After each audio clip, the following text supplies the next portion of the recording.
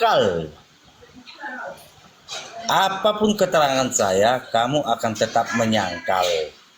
Tidak ada pernah dituliskan dalam Alkitab Yesus berkata, "Aku bukanlah Tuhan. Aku bukanlah bintang timur gilang gemilang." Dan Yesus juga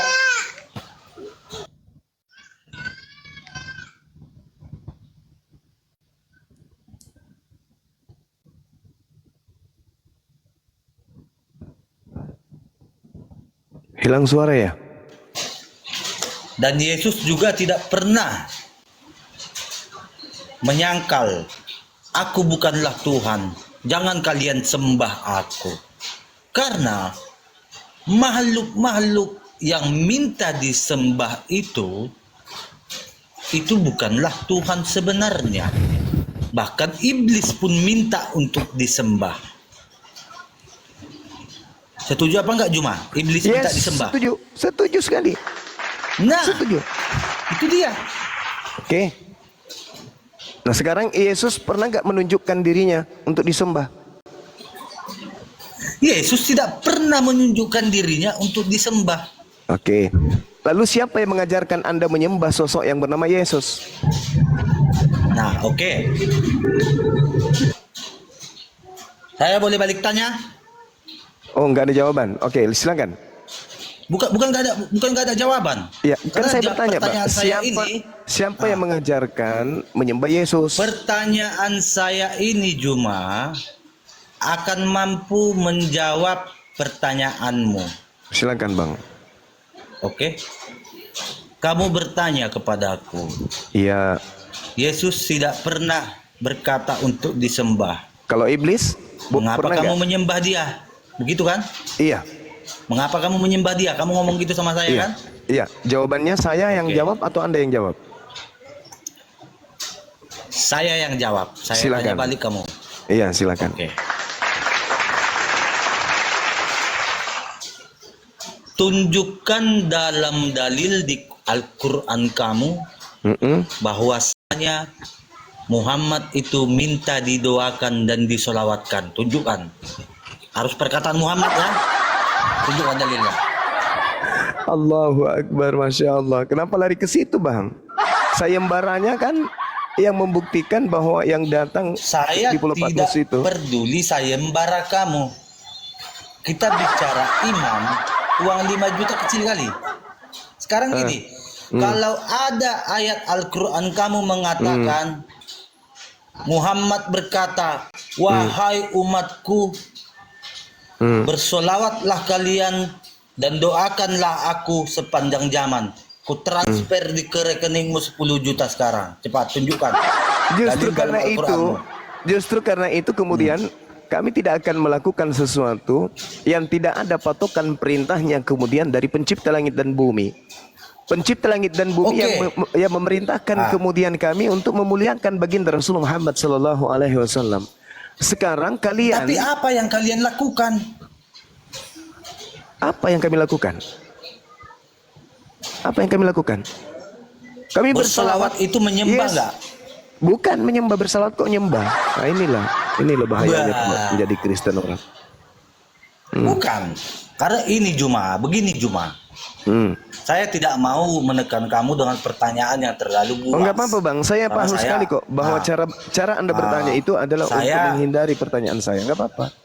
Bukan menghindari pertanyaan. Lalu apa? Tapi di ayat Alkitab manakah Yesus pernah berkata, "Oh, aku bukanlah Tuhan. Janganlah dia mengatakan, kalian sembah aku." Aku tidak dapat berbuat apa-apa dari diriku sendiri. Itu bukti bahwa dia bukan Tuhan. Loh, apakah dia mengatakan, "Aku bukanlah Tuhan, jangan kalian sembah"? Aku tidak dapat berbuat apa-apa. Sebentar. Ada ayat Alkitab mengatakan seseorang berkata, "Ya Guru dan Tuhan." Tetapi Yesus menjawab, "Betul perkataanmu, akulah Guru dan Tuhan." Betul kan? Tuhan atau Tuhan? Tuhan. Bahasa Yunaninya apa? Nah, begini. Bahasa Yunaninya Theos. Salah Anda. Jangan bang, kasihan bang. Theos. Bukan bang, jangan kayak gitu bang. Jangan Dia kasihan begini yang. cuma. Kalau konsep ketuhanan ini dan bahasa-bahasa ahlinya, bahasa aslinya, bahkan kamu juga menyebut dalam bahasa asli agamamu, Al-Qur'anmu, menyebut Tuhan dan nabimu adalah Rob. Di Ya mana kan? Nabi Muhammad pernah disebut Rob? Loh, pengertian Rob ini gimana? Enggak. Di mana Nabi Muhammad Kalau dalam pernah bahasa disebut Arab. Rob? Oke. Ya, tunjukkan di mana Arti Rob, Nabi. kita cari ya dalam bahasa Arab. Bukan, di mana Nabi Oke. Muhammad pernah dipanggil Rob?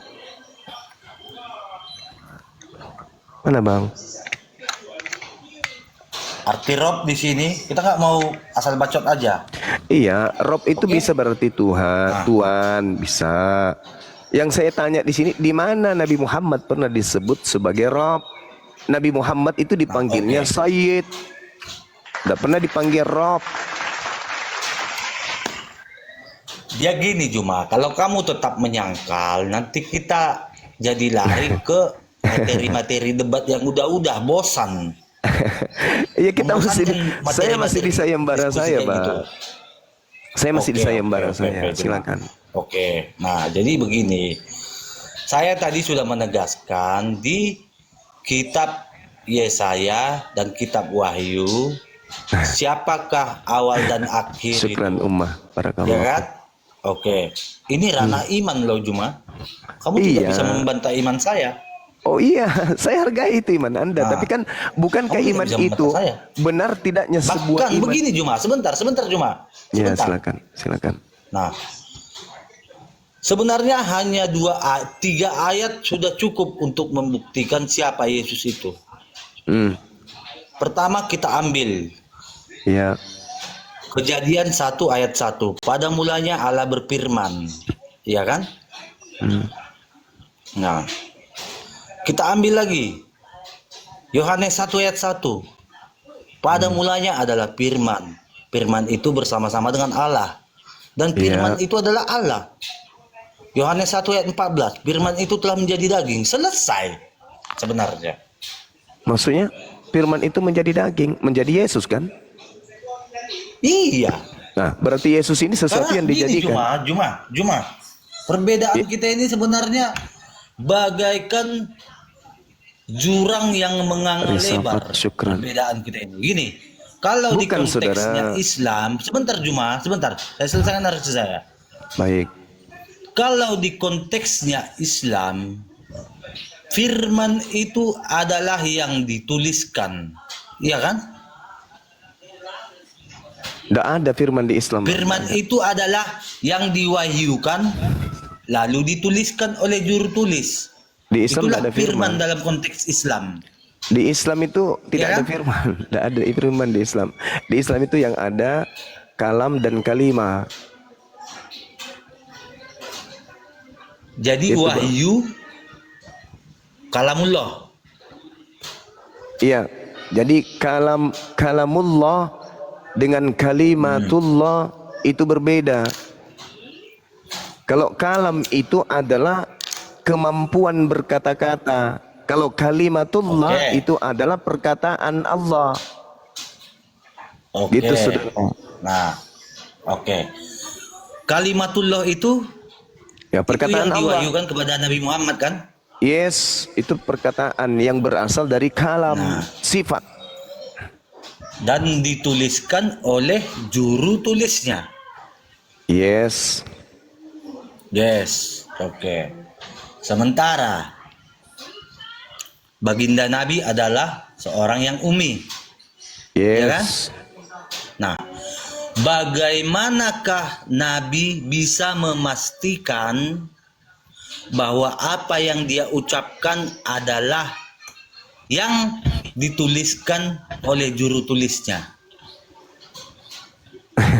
Karena Iya. ada riwayat mengatakan Hmm.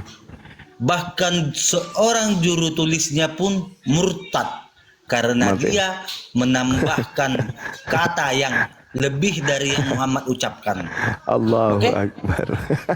Nah, Anda belajar di mana ini, Bang? Ilmunya kok kok aneh. belajar di mana? Ya udah, lanjut aja. Karena ini konteks iman kamu gitu. Kamu bantah Allah. aja. Oke, Ini konteks baik. iman kamu. Ya, baik. Jadi ini apa yang mau dibahas ini?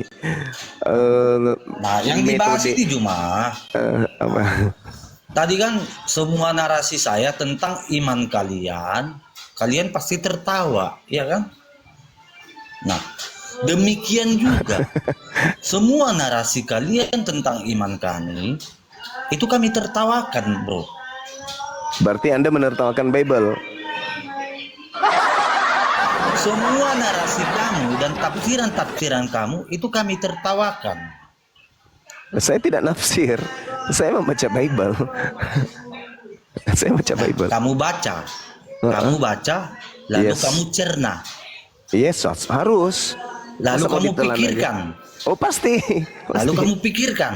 Yes, bagus. Setelah itu. kamu pikirkan, lalu kamu narasikan tentang ayat-ayat itu. Dan Apakah berkesesuaian. itu bukan mentaksir? Dan itu bersesuaian kan? Menurut kamu bersesuaian. Nah, Kalau sekarang menurut kami tertawakan. Sekarang ketika ada makhluk berkata, akulah bintang timur, berkesesuaian dengan penginjilan Yesus di Galilea, di tengah-tengah Bani Israel, berkesesuaian enggak? Kamu harus bisa bedakan, Juma. Ya, itu kan larinya ke situ Sudah kan? Sebentar. Kamu harus bisa bedakan yang sudah terjadi dan yang belum terjadi. Kitab Wahyu di Yohanes itu, Wahyu kepada Yohanes itu Belum terjadi. semuanya tergenapi loh. Oh gitu. Jadi masih ada firman yang Iya. belum disampaikan oleh Yesus. Kamu paham nggak belum tergenapi? Ya bukan gitu. Yesus sendiri, segala firman yang engkau berikan telah aku sampaikan. Segalanya. Sebentar. Maksud saya, kamu Jangan paham nggak narasi saya tentang kitab Wahyu kepada Yohanes? Saya Kitab Wahyu paham. terakhir. Saya Kitab paham. terakhir orang Kristen. Kitab Iya, Wahyu saya namanya. Saya paham Kitab itu. Wahyu ini adalah ditulis oleh Yohanes. Ya, bukan menurut Injil tradisi. Yohanes. Menurut Nah, tradisi gereja. Enggak, gini cuma kamu harus bedakan Injil Yohanes dan Wahyu Yohanes. Iya, saya bedakan. Saya bedakan. Nah, terus? Di Wahyu Yohanes ini semuanya itu belum terjadi karena mengenai akhir zaman. Bukan itu ucapan siapa? Di Wahyu ini itu ucapan siapa? Loh, ucapan Yesus loh. Loh, ucapan Yesus itu semuanya telah Yesus sampaikan. Nah, itu telah disampaikan mengenai Injil. Akan tetapi mengenai wahyu tentang keadaan di akhir zaman itu belum selesai. Masih Iya. berjalan sekarang, Juma. Di mana Yesus pernah mengatakan bahwa nanti aku akan datang berfirman lagi? Di mana itu Yesus katakan itu? Justru Yesus berkata, Coba saya waspadalah tanyakan sama kamu. Alamak. Saya tanyakan kamu. Di mana tertulis Yesus berkata, aku tidak akan datang berfirman lagi? Yohanes 17 nomor 8. Coba bacakan. Segala firman yang engkau berikan kepadaku telah aku sampaikan kepada mereka, dan mereka telah menerimanya, dan mereka percaya dengan pasti bahwa engkaulah yang telah mengutus aku. Masih banyak hal yang ingin aku katakan kepadamu, tetapi kalian belum sanggup menanggungnya. Tetapi ketika Dia datang, yaitu Roh kebenaran, Dialah yang akan membimbing kamu ke dalam setiap kebenaran. Bukan aku, tetapi Dia. Berarti yang datang setelah Yesus bukan Yesus, tetapi Dia, sang penolong lain, bukan Yesus. Oke. Jadi begini Juma. Mengenai penolong lain itu adalah Roh Kudus. Ya, Roh Kudus nggak Dialah yang datang mengaku membimbing. Yesus? Oke. Roh Kudus nggak yang mengaku di Pulau Patmos? Sebentar dulu. Mati minyak. Roh Kudus itu adalah Roh Kudus itu adalah roh yang membimbing. Iya, maksud saya yang datang Sampai- di Pulau Patmos itu mengaku bintang timur itu Roh Kudus atau bukan? Bintang timur di Pulau Patmos. Emang Iya, ada dibahas bintang timur di Pulau Patmos? Lah, itu kitab Wahyu ditulis di mana rupanya? Di Tarutung. Loh. Begini cuma. Bintang timur gilang gemilang itu adalah Yesus Kristus. Kamu harus bedakan. Dengan yang datang bintang setelah timur Yesus, yang jatuh. yang datang setelah Yesus menyampaikan firman, Yesus atau Roh Kudus?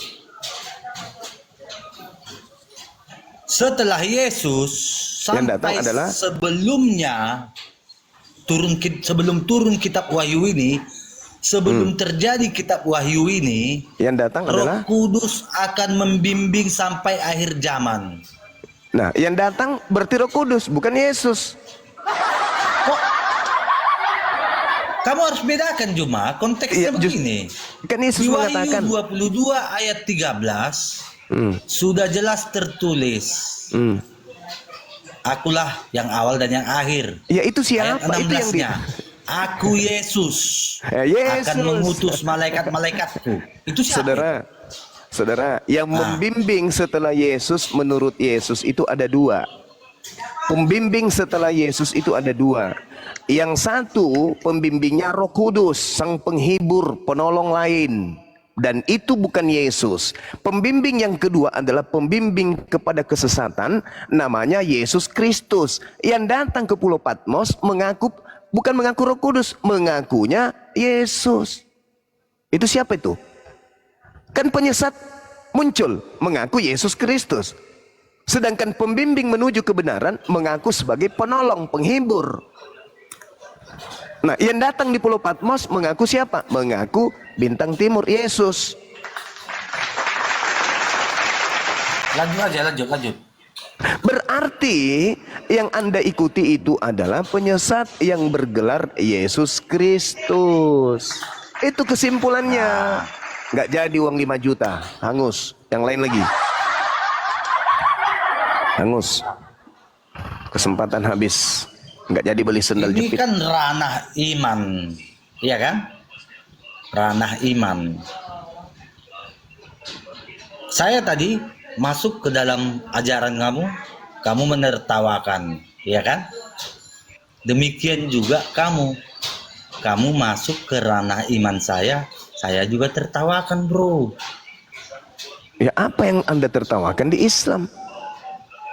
Nah, mau saya tertawakan yang lebih afdolnya Juma. Oh, yang lebih Abdul. Ya, silakan tertawa Abdul, Oke. silakan. Iya.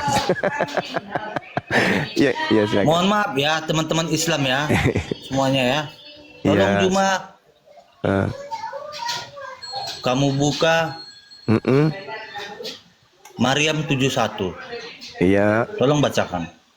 Maryam 71. Baik. A'udzubillahi minasyaitonirrajim. Bismillahirrahmanirrahim. Wa in minkum illa wariduha kana ala rabbika hatman maqdiya. Apa itu, Bang?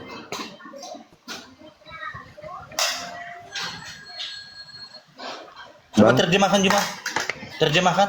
Dan tidak ada seorang pun di antara kamu yang tidak mendatangi neraka. Hal itu bagi Tuhanmu adalah ketentuan yang sudah ditetapkan. Sekali lagi. Dan tidak seorang pun di antara kamu yang tidak mendatanginya neraka. Hal itu bagi Tuhanmu adalah ketentuan yang ditetapkan. Sekali lagi. Oke. Mau sekali lagi? Kalau saya tafsirkan, Iya, kalau saya silakan. tafsirkan, Iya, silakan. nah, oke. Ya, Silakan. semua umat Islam 100% mendatangi neraka. Iya, betul sekali. Benar sekali. Iya, mendatangi ya. Lalu ayat ke-72-nya apa yang dikatakan, Bang? Ketika kemudian seluruh umat Islam mendatangi neraka, lalu yang tinggal di dalamnya siapa? Yang menetap di dalam siapa? Baca nomor 72-nya. Summa nunajjil ladina taqaw wa nazaraz zalimina fiha jithiyya. Dan yang tinggal menetap di sana kemudian adalah orang-orang zalim, orang-orang kafir. Sedangkan Allah menyelamatkan orang-orang yang bertakwa. Sama di dalam Markus 9 nomor 49, semua orang Kristen masuk ke dalam api neraka. Tidak ada di situ cuma dikatakan orang Kristen. Masuk, silakan Anda buka. Silakan Anda buka Markus 9:49, silakan. Silakan, Bang. Enggak, di Maryam 72 itu tidak ada disinggung orang Kristen di situ. Oh, tidak bisa, Yang ada saudara. di situ adalah jin Tidak dan bisa. manusia. Oh, tidak, saudara. Begini cara belajar Quran itu. Jadi di dalam surah Maryam itu ada kata Rob. Rob itu artinya Tuhan bagi semua manusia. Anda manusia kan? Berarti Anda masuk dalam kelompok ini. Dalam bahasa Arab itu penyebutan Tuhan itu ada dua, Rob dan Ilah. Hanya saja bahasa Indonesia tidak memiliki kosakata untuk memisahkan keduanya antara Rob dan kata Ilah. Jadi sama-sama diartikan Tuhan. Inilah bahayanya kemudian ketika memahami terjemahan Al-Quran tanpa ilmu. Padahal dua kata ini memiliki makna dan fungsi dan juga definisi yang berbeda. Rabb dalam konteks Tuhan bagi semua manusia. Contohnya, Rabbus samawati wal ar, Tuhan semesta alam. Berarti Tuhannya orang Kristen juga. Sedangkan ilah itu merujuk kepada konteks sembahan. Konteks sembahan saja. Misalnya ilahin nas, sembahannya manusia. Nah, lalu kalau Anda melihat di dalam konteks ayat ini, di situ terang sekali dikatakan bahwasanya Rabb yang dimaksud adalah Tuhannya seluruh manusia. Berarti dengan kata lain, ayat ini berbunyi, wa in minkum illa wariduha kana ala rabbika hatmam maqdiyah. Dan tidak seorang pun dari seluruh manusia yang tidak akan mendatangi neraka. Itu dibenarkan di dalam Al-Quran surah An-Naziat ayat 34 jelas sekali dikatakan begini. A'udzubillahi minasyaitonirrajim. Fa iza ja'atit tammatul kubra, maka apabila malapetaka hari kiamat itu telah datang, yauma yatazakkarul insanu ma sa'a, yaitu pada masa hari ketika manusia teringat akan apa yang telah dikerjakannya ketika hidup di dunia. Wa bursatil jahimu liman yara, dan neraka, dengarkan, dan neraka akan diperlihatkan dengan jelas kepada setiap manusia yang memiliki mata untuk melihat. Orang Kristen punya mata untuk melihat, maka termasuk orang Kristen. Waburrisatil jahimu liman yara, maka neraka itu akan diperlihatkan dengan jelas kepada semua manusia. Fa amma man tagha, maka adapun orang yang melampaui batas, wa atharal hayatad dunya, dan lebih mengutamakan kehidupan dunia, fa innal jahima hiyal ma'wa, maka sungguh nerakalah tempat tinggalnya. Wa amma man khafa maqama rabbih wa nahal nafsa 'anil hawa, dan adapun orang-orang yang takut kepada kebesaran Tuhannya dan menahan diri dari keinginan hawa nafsunya, fa innal jannata hiyal ma'wa, maka sungguh surgalah tempat tinggalnya. Oke. Nah, Boleh saya itu lanjut? Silakan Anda baca Markus 9 nomor 49 dulu. Enggak, sebentar Juma. Sebentar. Saya satu Iya. ayat lagi aja, satu ayat lagi aja. Tapi saya tidak menemukan Anda tertawa.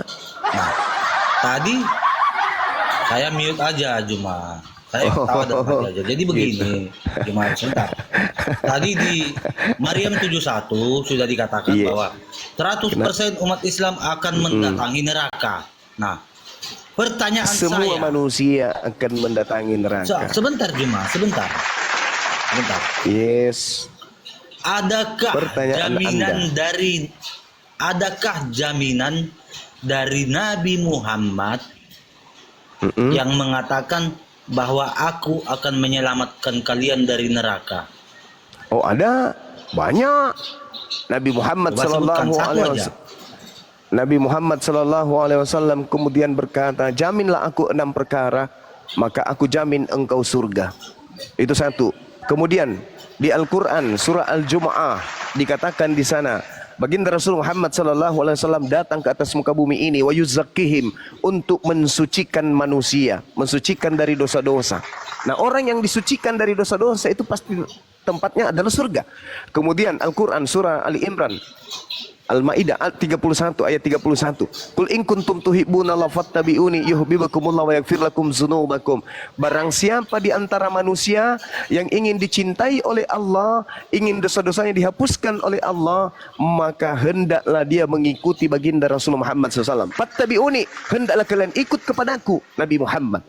Kemudian di dalam Al-Quran surah Al-Mu'minun, kad aflahal mu'minun, beruntunglah orang-orang yang beriman, alladzina hum fi salatihim khashi'un, yaitu mereka yang khusyuk di dalam salatnya. Di ayat 10-nya Allah Subhanahu wa taala menjelaskan kemudian mereka yang salat, ulaika humul warithun, adalah mereka orang-orang yang mewarisi, alladzina yarisunal firdaus hum fiha khalidun, yaitu orang-orang yang mewarisi surga firdaus, mereka kekal di dalamnya. Orang-orang yang salat adalah mereka yang kemudian mewarisi surga firdaus. Ada lagi, ada di dalam Al-Quran surah Fussilat dikatakan kemudian di ayat 30-nya Allah Subhanahu wa taala menjelaskan kemudian apa yang dikatakan oleh Allah di sana. Innal ladzina qalu rabbunallah tsumma istaqamu tatanazzalu alaihimul malaikatu alla takhafu wa la tahzanu wa abshiru bil jannah. Barang siapa yang berkata Tuhanku adalah Allah, maka janganlah bersedih hati dan bergembiralah kalian karena memperoleh surga yang dijanjikan kepadamu. Barang siapa, innal ladzina qalu rabbunallah, barang siapa yang berkata Allah adalah Tuhanku, maka dia akan memperoleh kegembiraan karena mendapatkan surga yang dijanjikan oleh Allah kepadanya. Al-Quran surah Fussilat ayat 30. Seperti itu saudara. Kemudian satu lagi, ini yang pamungkas ini, Al-Quran surah At-Taghabun, At-Taghabun itu di ayat 9. Allah Subhanahu wa taala kemudian menyatakan, pada hari kiamat nanti setelah orang dibangkitkan di padang mahsyar, apa kata Allah? Yauma yajma'ukum liyaumil jam'i, dzalika yaumut taghabun, wa may yu'min billah wa ya'mal shalihan yukaffir anhu sayyi'ati wa yudkhilhu jannah tajri min tahtihal anharu khalidina fiha abada, dzalikal fawzul azim. Ingatlah pada hari ketika manusia seluruhnya dikumpulkan di padang mahsyar untuk dihakimi. Itulah hari di mana dosa-dosa manusia akan diungkapkan. Dan barang siapa beriman kepada Allah dan mengerjakan kebajikan, mengerjakan amalan saleh, pasti Allah akan menghapus dosa-dosanya dan memasukkannya ke dalam surga. Mereka kekal di dalamnya. Itulah kemenangan yang agung. Saya ulang. Kata Allah dalam Al-Quran, yauma yajma'ukum liyaumil jam'i dzalika yaumut taghabun wa may yu'min billah wa ya'mal shalihan yukaffir anhu sayyi'ati wa yudkhilhu jannah tajri min tahtihal anhar. Pada hari kebangkitan, orang semua dibangkitkan oleh Allah untuk dihisab, dibangkitkan untuk dihisab, untuk diberikan kemudian pertanggungjawaban atas pekerjaan mereka ketika di bumi. Barang siapa yang beriman kepada Allah dan beramal soleh, misalnya Dinda Faruk meninggal dalam keadaan muslim. Sabar dulu, dia mati punya dosa. Tetapi ketika dia hidup, dia Islam. Ketika dia hidup kemudian dia beramal saleh, apa kata Allah? Dosa-dosanya akan aku hapuskan dan aku akan masukkan mereka ke dalam surga, mereka kekal di dalamnya. Itulah kemenangan yang agung. Itu indahnya Islam. Jaminannya sangat luar biasa. Sedangkan Yesus berkata di dalam Matius 7, 22, 23, barang siapa yang memanggil aku Tuhan, barang siapa bernubuat pakai namaku, barang siapa mengusir setan pakai namaku, barang siapa bermujizat pakai namaku, maka aku akan mengusirnya dan aku akan berkata kepada mereka, enyahlah daripada aku tidak mengenal kalian. Kalian semua adalah pembuat kejahatan. Pembuat kejahatan berdasarkan Matius 13 nomor 50 akan dilemparkan ke dalam api neraka jahanam. Oke. Nah, jadi tertawa, Bang. Bro Juma, jadi begini. Dari sekian penjelasan kamu tentang jaminan kepada Islam akan masuk surga. Dengan jaminan yang diberikan oleh Nabi Muhammad. Pertanyaan saya, apakah Nabi Muhammad sudah mengetahui apa yang terjadi kepada dirinya sendiri di akhir zaman? Melalui Al-Quran kan tadi sudah jelas. Sudah jelas. Pertanyaan saya cuma, Iya, pasti apakah- mengetahui bang. Pasti dia mengetahui. apakah Nabi Muhammad sudah mengetahui apa yang terjadi kepadanya di akhir zaman nanti, di neraka nanti? Kok di neraka pula? Nabi Muhammad sallallahu Di akhir alaihi zaman. Nabi Di Muhammad akhir zaman aja udah. Yes, sabar. Nabi Muhammad sudah pasti mengetahui. Karena kenapa Nabi Muhammad Sudah pasti ya? Yes. Kan tadi Oke. kan tadi saya bacakan. Sudah pasti. Tadi Saya kunci jawaban kamu. Sudah pasti. Boleh. Oke, lanjut narasi. Iya. Baginda Rasulullah Muhammad sallallahu alaihi wasallam mengetahui Al-Qur'an, mengetahui janji Allah. Siapa yang beriman, siapa yang beramal soleh, siapa yang khusyuk dalam salat, diberi kemudian jaminan surga Firdaus sebagai warisan. Sebagai warisan. Berarti Nabi Muhammad tahu. Nah, kemudian baginda Nabi Rasul sabar. Baginda Rasulullah Muhammad sallallahu alaihi wasallam kemudian oleh Allah Subhanahu wa taala diberikan kemudian kemuliaan kepada beliau bahwa beliau kemudian itu memiliki telaga surga yang Allah kemudian janjikan kepada baginda Rasulullah Muhammad SAW.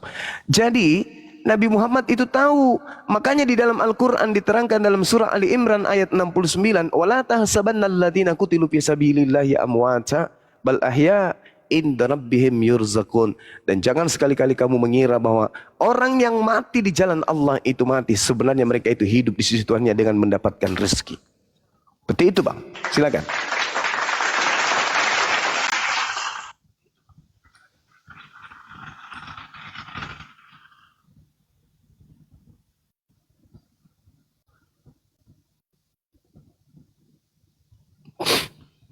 Ada lagi?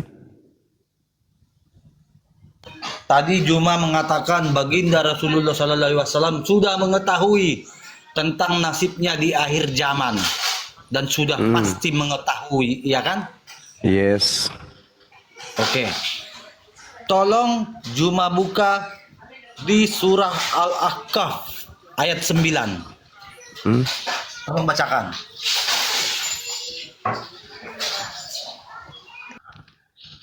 Oke bang. Apa yang Anda ingin sampaikan di sana? Tolong bacakan. Baik. Atau saya bacakan? Boleh, silakan. Kamu aja yang baca. Ya. Kul ma Bacakan. A'udzubillahi minasyaitonirrajim. Kul ma kuntu bid'an minar rusul wa ma adri ma yuf'alu bi wala bikum in attabi'u illa ma yuha ilayya wa ma ana illa nathirum mubin. Katakanlah wahai Nabi Muhammad, aku bukanlah rasul pertama di antara rasul-rasul dan aku tidak tahu apa yang akan diperbuat terhadapku dan terhadapmu. Aku hanyalah mengikuti apa yang diwahyukan kepadaku dan aku hanyalah pemberi peringatan dan penjelasan. Apa? Gimana itu bang? Saya perjelas ya, Juma ya. Ya silakan. Nah. Katakanlah wahai Nabi Muhammad, Yes. aku bukanlah rasul yang pertama di antara rasul-rasul yang diutus untuk menjelaskan wahyu Allah kepada umat manusia. Yes. Ya kan? Ya, terus? Aku tidak tahu apa yang akan diperbuat Allah kepadaku dan kepadamu. Ya. Aku hanyalah mengikuti apa yang diwahyukan kepadaku dan aku tidak lain hanyalah seorang pemberi peringatan yang menjelaskan. Jadi di ayat ini ditegaskan Juma, Nabi Muhammad pun belum tahu atau tidak tahu apa yang akan dilakukan Allah kepadanya di akhir zaman nanti. Oke, silakan. Oke, saya jawab. Oke ya. Tadi kan Juma bilang Yes. Muhammad sudah mengetahui nasibnya di akhir zaman. Sementara di Al-Ahqaf ayat 9 dikatakan Muhammad belum mengetahui apa yang akan Allah lakukan kepadanya. Oke, lanjut. Oke, ada lagi? Iya.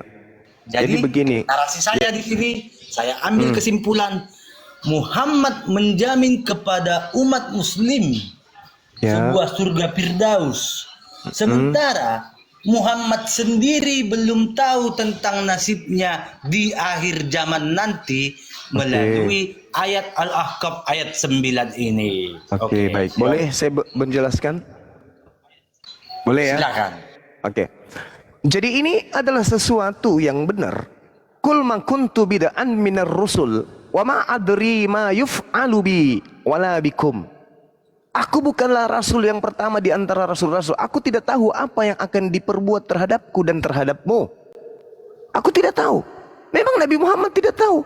Karena yang masalah gaib itu hanya Allah yang tahu. Tetapi terkait dengan surga nerakanya ini tidak dibahas di sini. Nabi Muhammad tidak tahu nanti saya seperti apa di surga. Beliau tidak tahu. Begitu juga umatnya. Karena Al-Quran mengatakan dalam surah As-Sajdah ayat 17, "Fala ta'lamu nafsun ma ukhfiya lahum min qurrah a'yun jazaa'an bima kanu ya'malun." Maka tidak seorang pun yang mengetahui apa yang disembunyikan untuk mereka, yaitu bermacam-macam nikmat yang menyenangkan hati sebagai balasan terhadap apa yang mereka kerjakan. Tidak ada yang tahu. Tidak ada yang tahu. Nabi Muhammad tidak mengerti kemudian karena dia adalah manusia yang diberi kemudian anugerah kenabian. Kalau sampai dia tahu, disembah nanti sama orang-orang tanpa kepala. Nabi Muhammad menjelaskan itu. Bukan berarti itu membahas neraka atau surga, enggak. Karena kenapa? Surganya Nabi Muhammad itu sudah dijamin oleh Allah.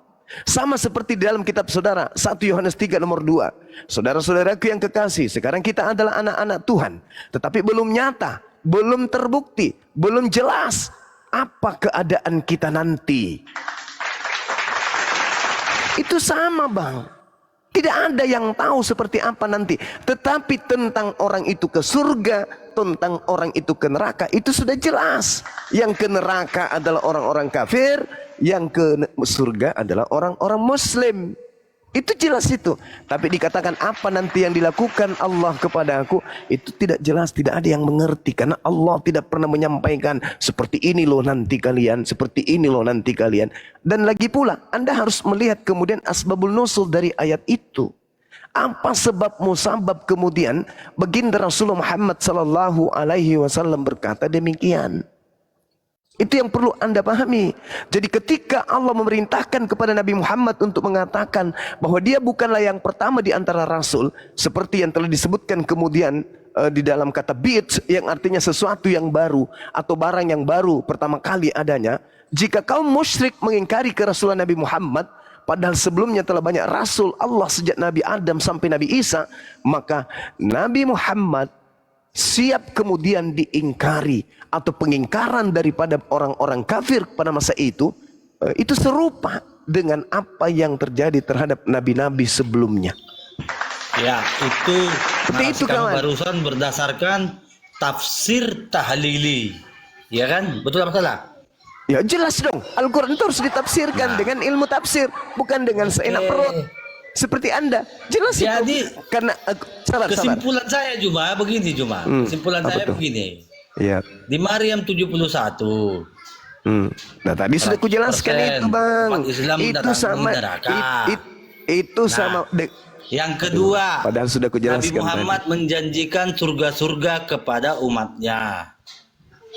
Dan di poin terakhir, Nabi Muhammad pun tidak mengetahui tentang nasibnya di akhir zaman nanti bagaimana. Oh. Bagaimana konsep tentang surga seperti ini? Juma. Oh, Al-Quran sudah menjelaskan, sesungguhnya aku telah memberimu wahai Nabi Muhammad nikmat yang banyak. Apa itu? Baginda Rasulullah Muhammad sallallahu alaihi wasallam diberi kemudian telaga berupa surga, yaitu telaga Al-Kautsar. Itu kata Allah kepada baginda Rasulullah Muhammad sallallahu alaihi wasallam. Makanya Rasulullah Muhammad mengatakan bahwasanya Al-Kautsar adalah sebuah sungai di dalam surga yang kedua tepinya dari emas, airnya mengalir di atas mutiara, warnanya lebih putih daripada susu dan rasanya lebih manis daripada madu, dan itu adalah telaga yang Allah berikan kepadaku. Nabi Muhammad sudah dikatakan begitu. Beliau Nabi Muhammad memiliki telaga di surga. Rasulullah ditanya kemudian oleh Abu Dzar, wahai Rasulullah, bagaimana dengan bejana yang ada di Al-Haud, telaga Al-Kautsar? Nabi Muhammad kemudian menjelaskan, demi jiwaku, demi jiwa Nabi Muhammad yang berada di tangan Allah, wadah untuk minum, bla bla bla, dan seterusnya. Diterangkan kemudian tentang telaga Kautsar yang adalah merupakan surga yang diberikan Allah kepada Nabi Muhammad sallallahu alaihi wasallam. Dalam Al-Qur'an sudah Al-Kautsar itu sangat jelas dikatakan, Inna a'taina kal kautsar. Sesungguhnya aku telah memberimu wahai Nabi Muhammad nikmat yang banyak berupa telaga Kautsar. Jelas itu. Jadi tidak ada keraguan bagi kami tentang surga itu, Bang. Nah, sedangkan surah Maryam itu, sekali lagi saya katakan, jangan memperbodoh diri. Saya sudah menjelaskan, yang diterangkan kemudian surah Maryam itu seluruh manusia, termasuk Kristen, termasuk ateis, termasuk Hindu, semuanya manusia. Karena yang berkata di situ adalah Rabbus samawati wal ard, Tuhan pencipta langit dan bumi. Oke, selesai kita di situ. Sedangkan di dalam pengajaran kami umat Islam terkait dengan surga, jaminan surganya itu sangat-sangat jelas. Orang yang berdosa pun ketika kemudian mati dalam keadaan Islam akan diampuni dosa-dosanya oleh Allah. Tadi Al-Quran surah At-Taghabun ayat 9 saya sudah bacakan, tapi Anda mungkin sengaja untuk tidak memperhatikan itu. Nah, kalau kemudian yang menyembah makhluk di Pulau Patmos, ada nggak jaminan masuk surga?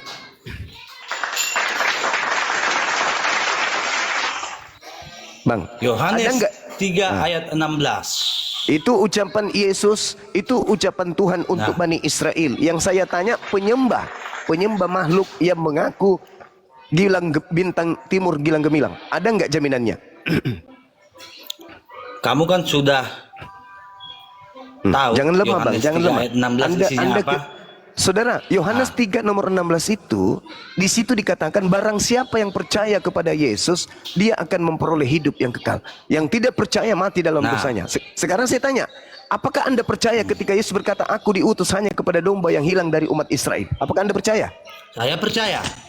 Anda domba atau bukan? Tahu nggak kategori domba ini, apa artinya domba ini? Tahu. Nah, Tahu.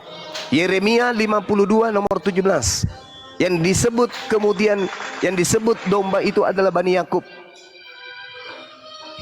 nah, domba ini Juma. Anda Bani Yakub? Domba ini adalah lambang kekayaan. Kalau Anda orang Bani Yakub? Israel dia berkurban, oke, berarti kamu melarikan ke Loh, Anda yang bertanya, saya jawab. 12.000 suku Israel, ya kan? Enggak, Bang. Anda percaya tidak ketika Yesus berkata kemudian, aku diutus hanya kepada domba yang hilang dari umat Israel? Anda percaya? Percaya. Nah, berarti Anda harus mengakui bahwa Yesus diutus hanya untuk Bani Israel. Nah, Anda bukan Bani Israel, berarti Yesus diutus bukan untuk Anda. Gimana dong? Oke, ini ada ayatnya Juma. Ya, silakan. Oke, sebentar. Karena yang disebut domba itu hanya Bani Yakub. Nah, Anda bukan domba. Kalau dia berkumis aja namanya kucing. Kalau dia berjenggot aja namanya kambing. Kalau dia tidak berkumis dan tidak berjenggot namanya asu, kan gitu. Oke, boleh saya jawab? Ya, silakan Anda tunjukkan jaminannya. Mungkin pertanyaan kamu mungkin begini Juma. Mungkin pertanyaan kamu begini. Iya. Yesus Silakan, hanya diutus kepada Bani Israel. Domba Israel yang hilang. Yes, iya. Ya kan? Anda percaya itu kan? Ini umat Kristen ini dari mana, gitu kan? Dari Romawi. Dari mana lagi? Nah, itulah kamu salah tafsir Juma. Kok salah tafsir pula? Yesus itu hanya untuk Bani Israel. Juma.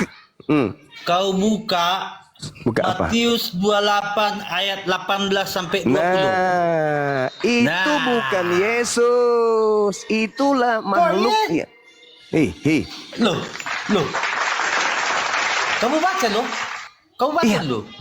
Oke. Matius 28 ayat 18. Di sini Yesus berkata, saya bacakan ya. Saya bacakan kepadaku telah diberi Yesus kuasa. mendekati mereka dan berkata, Kepadaku telah diberikan segala kuasa di surga dan di bumi.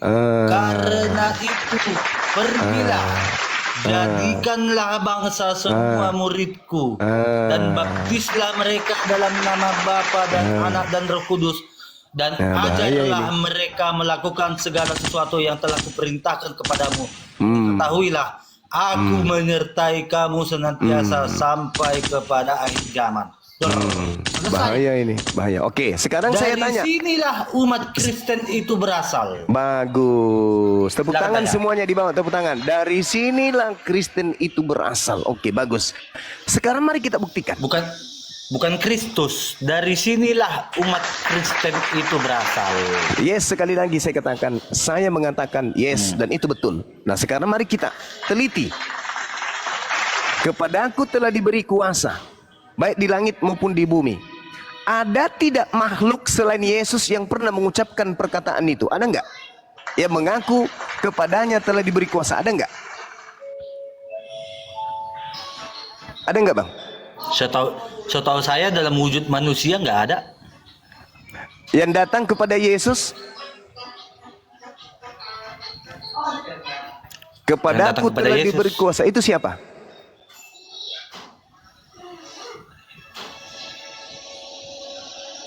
Pencobaan di padang gurun? Yes, itu siapa yang mencoba Yesus dan mengatakan kepadaku telah diberi kuasa? Siapa itu, Bang? Sebentar, ini kita kunci dulu ayatnya. Iya, silakan. Kepadaku telah diberi segala kuasa di surga dan di bumi. Di bumi. Ya, Nah, itu siapa? kita kunci. Siapa itu, Bang? Di surga dan di bumi. Iya, itu siapa, Bang? Ya, Itu siapa? di sini Yesus berkata. Iya, sebelum Kepada Yesus, Yesus. sebelum Sebentar. orang yang keluar dari kubur itu Sebentar. berkata demikian, Sebentar. ada orang yang lebih dulu berkata, ada makhluk yang lebih dulu berkata. Bukan Itu orang. siapa? Bukan Siapa? orang. Lalu? Itu adalah iblis di padang gurun. Iblis. Nah, jadi kita buka dalilnya cuma. Iblis. Kita buka dalilnya supaya kamu nggak framing. Ya, Oke? silakan, silakan. Ya, silakan. Oke.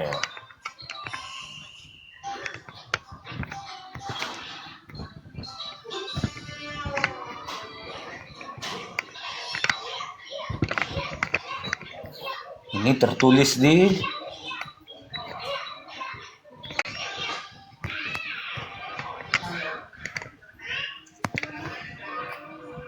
Tertulis di Matius 4 ayat 1 sampai 11. yes.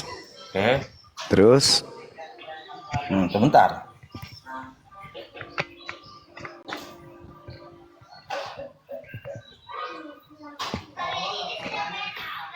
Nah. Oke, di sini dikatakan di ayat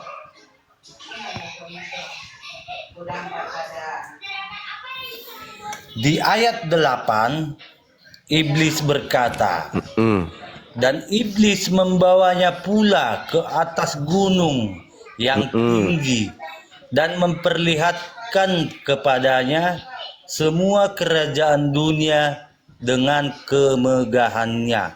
Kunci jawabannya ya Juma ya. yes. Semua kerajaan dunia dan kemegahannya. Dan Yes. berkata kepadanya, semua ini akan kuberi kepadamu jika engkau sujud menyembah aku. Nah, iblis di sini berkata hanya dunialah yang diserahkan kepadanya. Tidak ikut surga Juma. Oke. Tidak ikut surga. Oke. Oke. Ada lagi? Jadi berbeda nggak? Berbeda nggak si Ya, iblis oke. dengan si Yesus? Oke. Oke. Oke. Kalau Anda Lanjut, kamu mau mengatakan framing kemana? sampai dulu. Kalau Anda mengatakan bahwa Yesus juga yang berkuasa di surga, di dalam kitab saudara dikatakan kemudian, ini pengakuannya dalam Korintus 15 nomor 28. Dikatakan bahwasanya Yesus nanti kemudian di surga itu tidak memiliki kuasa. Di dalam 1 Korintus 15 nomor 28. Tetapi segala sesuatu telah ditaklukkan. Segala sesuatu telah ditaklukkan. Sebentar. Yang pertama Korintus berapa kamu bilang? 1 Korintus 15 nomor 28. Oke, kita buka ya biar kita enggak. Yes. Nah, Yes. 1 Korintus 15. 15 28. ayat 28. Oke. Coba Anda baca. Anda ya, Oke. Anda lah yang baca. Oke. Oke. Konteksnya di sini tentang kebangkitan kita. Ya, silakan Ya kan? Anda baca. Silakan Anda baca. Oke. Ayat 18-nya berbunyi, demikianlah binasa. Kok jadi kayak gitu, Bang, diskusinya, Bang? Sebentar Juma. Nomor 28. Ini konteksnya tentang kamu harus baca. Kamu Jangan kayak konteksnya gitu caranya. Jangan kebangkitan kayak gitu. kita. Nah, sebentar Juma, sebentar. Kebangkitan kita ya kan? Hmm. Di sini dia dikatakan dari ayat 16 kita baca. Baca aja sekalian satu kitab. Sebab jika benar orang mati tidak dibangkitkan, maka Kristus juga tidak dibangkitkan. Dan jika Kristus tidak dibangkitkan, maka sia-sialah kepercayaan dan kamu masih hidup dalam dosamu. Demikianlah binasa juga orang-orang yang mati dalam Kristus. Jikalau kita hanya dalam hidup ini saja menaruh pengharapan kepada Kristus, maka kita adalah orang-orang paling malang dari segala manusia. Yang Anda ingin jual Dijelaskan apa? di ayat ini Juma, ya. 1 Korintus 15:28, Jelaskan di sini sebentar. Bang. Alamak.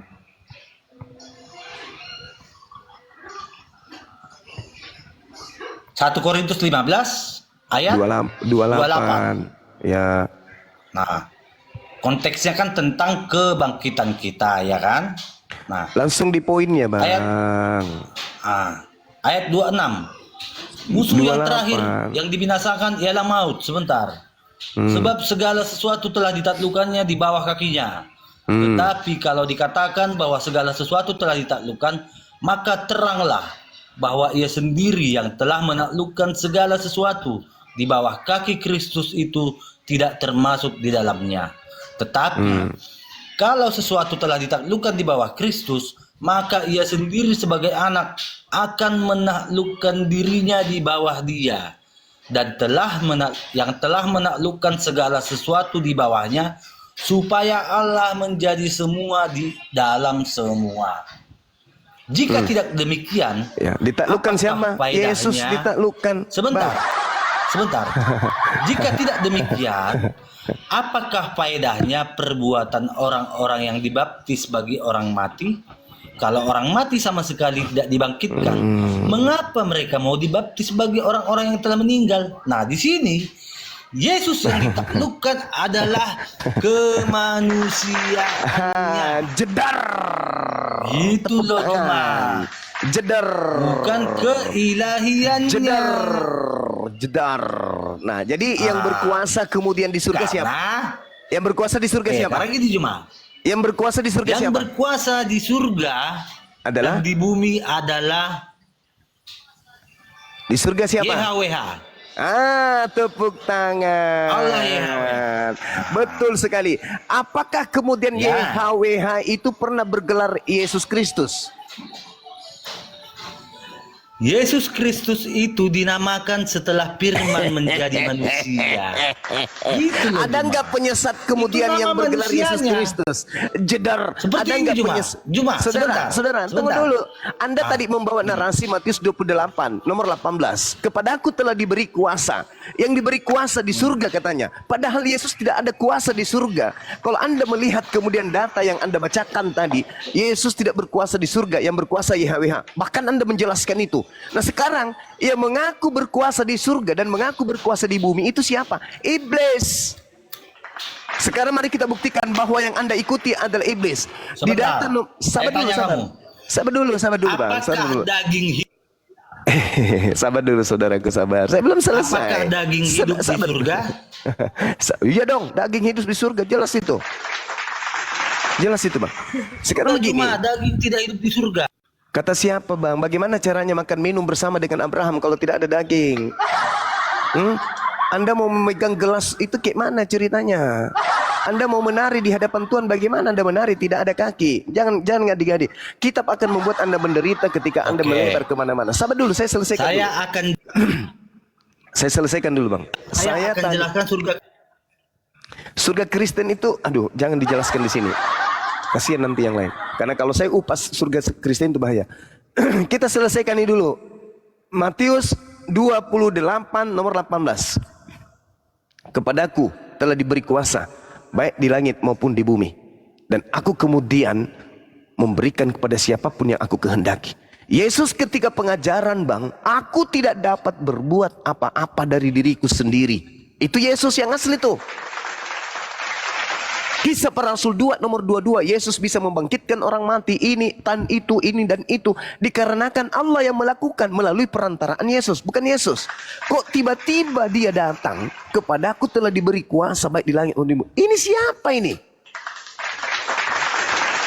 Ketika kemudian Yesus hendak dibunuh sekalipun, Yesus berdoa bersungguh-sungguh. Dia kemudian ketakutan, dia kemudian marah kepada muridnya ketika muridnya tidak berjaga-jaga ketika ia berdoa. Dia lari ke Efraim ketika kemudian orang Yahudi berniat untuk membunuhnya. Berdoa semalam-malaman. Di dalam Ibrani 5 nomor 7, sebagai manusia dia mempersembahkan doa yang bersungguh-sungguh. Dan atas kesalehannya doanya dikabulkan. Jangan Anda membolak-balikkan kemudian seakan-akan yang datang di Pulau Patmos itu, yang keluar dari kubur itu adalah Yesus. Itu bukan Yesus. Ketika dia berkatakan, kepadaku telah diberi kuasa, baik di langit maupun di bumi. Yesus mengatakan, penguasa bumi ini adalah iblis. Waspadalah kepada penguasa yang ada di bumi ini, yaitu iblis. Iblisnya boleh nggak dia mengaku sebagai Yesus Kristus? Boleh. Dan Yesus memberikan legitimasi itu, bahwa penyesat itu akan datang dengan memakai nama Yesus Kristus. Mari kita buktikan nih. Mari kita buktikan. Dari data yang saudara sebutkan tadi, Matius 28 nomor 19, apa katanya? Pergilah, jadikanlah seluruh bangsa menjadi pengikutku. Bertentangan dengan Matius 15 nomor 24. Aku diutus hanya kepada domba yang hilang dari umat Israel. Tadi Anda katakan Anda percaya. Kenapa sekarang Anda berubah?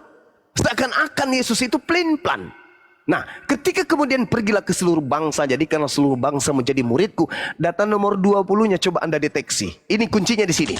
Ajarlah mereka melakukan segala sesuatu yang kuperintahkan kepadamu. Kalau itu adalah Yesus, di mana Yesus mengajarkan orang untuk menjadi Kristen? Kalau itu adalah Yesus anak Maria, di mana Yesus pernah mengajarkan makan babi? Kalau itu adalah Yesus anak Maria, di mana Yesus pernah memerintahkan kemudian menyembah kepada dirinya? Kalau itu adalah Yesus anak Maria, di mana dia pernah memerintahkan untuk ibadah minggu? Di mana dia perintahkan untuk ke gereja? Di mana dia pernah perintahkan untuk tidak bersunat? Sesungguhnya itu bukanlah Yesus Kristus. Dudukan perintah Yesus di dalam Yohanes 17 nomor 8. Segala firman yang kau berikan kepadaku, segala perintah, segala ketetapan yang kau berikan kepadaku telah aku sampaikan kepada mereka. Dan mereka hanya mendudukkan aku sebagai utusan, sebagai rasul, utusan Allah, Rasulullah. Itu segala perintah yang Yesus sampaikan kepada Bani Israel. Sedangkan perintah-perintah ke gereja, menyembah Yesus, tidak bersunat, bla bla bla bla bla bla bla bla bla bla bla, itu bukanlah perintah Yesus anak Maria. Waspadalah kepada penyesat yang datang kepadamu dengan memakai nama Yesus dan berkata, akulah Kristus. Dia akan menyesatkan banyak orang. Mana orang banyak yang disesatkan oleh Yesus Kristus palsu ini? Namanya adalah Kristen. Kalau bukan Bang Suma, bukan. Oke, kalau bukan, tolong tunjukkan komunitas yang banyak yang disesatkan oleh Yesus Kristus itu mana? Islam bukan, Hindu bukan, Buddha bukan, ateis bukan. Satu-satunya kandidat tunggal yaitu Kristen. Anda memang pengikut Yesus? Yes. Anda memang pengikut Kristus? Yes. Tetapi Yesus Kristus yang Anda ikuti adalah penyesat yang dinubuatkan oleh Yesus. Yesus berkata dalam Yohanes 10 nomor 27, aku mengenal muridku. Muridku mendengarkan aku dan muridku mengikuti aku. Ketika aku kemudian sujud, muridku sujud. Ketika aku kemudian sunat, muridku sunat. Ketika aku bertauhid menyembah hanya kepada ilah Abraham, ilah Isa, ilah Yakub, maka pengikutku pun hanya menyembah kepada ilah Abraham, ilah Isa. Di mana Yesus berkata seperti itu? Yang mana? Ketika aku sunat, pengikutku pun sunat. Yohanes mana 10. Kata Yesus seperti itu? Yohanes 10 nomor 27. Yohanes 14 nomor 12. Jika engkau mengasihi aku, engkau juga akan melakukan pekerjaan yang aku lakukan. Silakan Anda baca. Pekerjaan-pekerjaan, Yes. bukan tradisi. Sunat itu tradisi. Bukankah pekerjaan itu adalah olahan tubuh, jasad? Loh, Yesus mempekerjakan tubuhnya. apakah Coba Anda kita lihat. Saudara, apakah kita bisa sunat sendiri? Saudara, Yohanes 4 nomor 34. Apa kata Yesus? Makananku adalah melakukan kehendak Dia yang mengutus aku dan menyelesaikan pekerjaannya. Nah, berarti pekerjaan Yesus apa? Pekerjaan Yesus Bukan sunat. Saudara, pekerjaan Yesus ketika Dia datang di tengah-tengah Bani Israel, pekerjaannya itu sebagai Kristen atau sebagai Yahudi? Nah, sebentar. Kamu tadi Jawab sudah aja dulu. menjelaskan bahwa Yesus, sebentar. Jawab aja dulu, Bang. Bahwa Makananku Yesus adalah diutus melakukan kehendak kepada Dia. domba-domba Israel yang hilang. Yes, betul. Dan cuma tidak boleh mengingkari bahwa Yesus itu Kenapa lagi ke situ? lahir sebagai keturunan Yahudi. Ya memang betul. Benar? Dia keturunan betul. Dia Nah. dari keturunan Yehuda, betul. Tradisi Terus? sunat itu adalah tradisi perjanjian antara Allah dengan Hei, Abraham saudara, dan keturunannya saudara. Ishak dan Yakub Di dan dalam- juga budak-budak yang dibelinya. Di dalam Oke? di dalam kitab Jadi saudara. sunat itu tradisi Yahudi cuma. Saudara, di dalam kitab saudara 1 Yohanes 2 nomor 6, barang siapa yang mengatakan bahwa dia hidup di dalam Yesus, maka dia wajib hidup sebagaimana Yesus hidup. Ketika Yesus hidup, apakah dia hidup sebagai Kristen atau dia hidup sebagai Yahudi?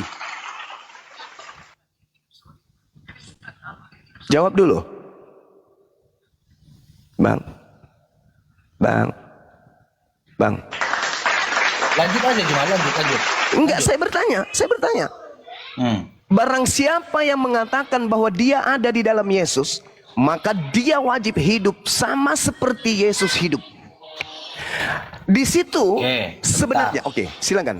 Apakah Yesus hidup Itu ala Kristen? tertulis di Yohanes berapa kamu bilang? 1 Yohanes 2. 1 Yohanes 2 nomor 6.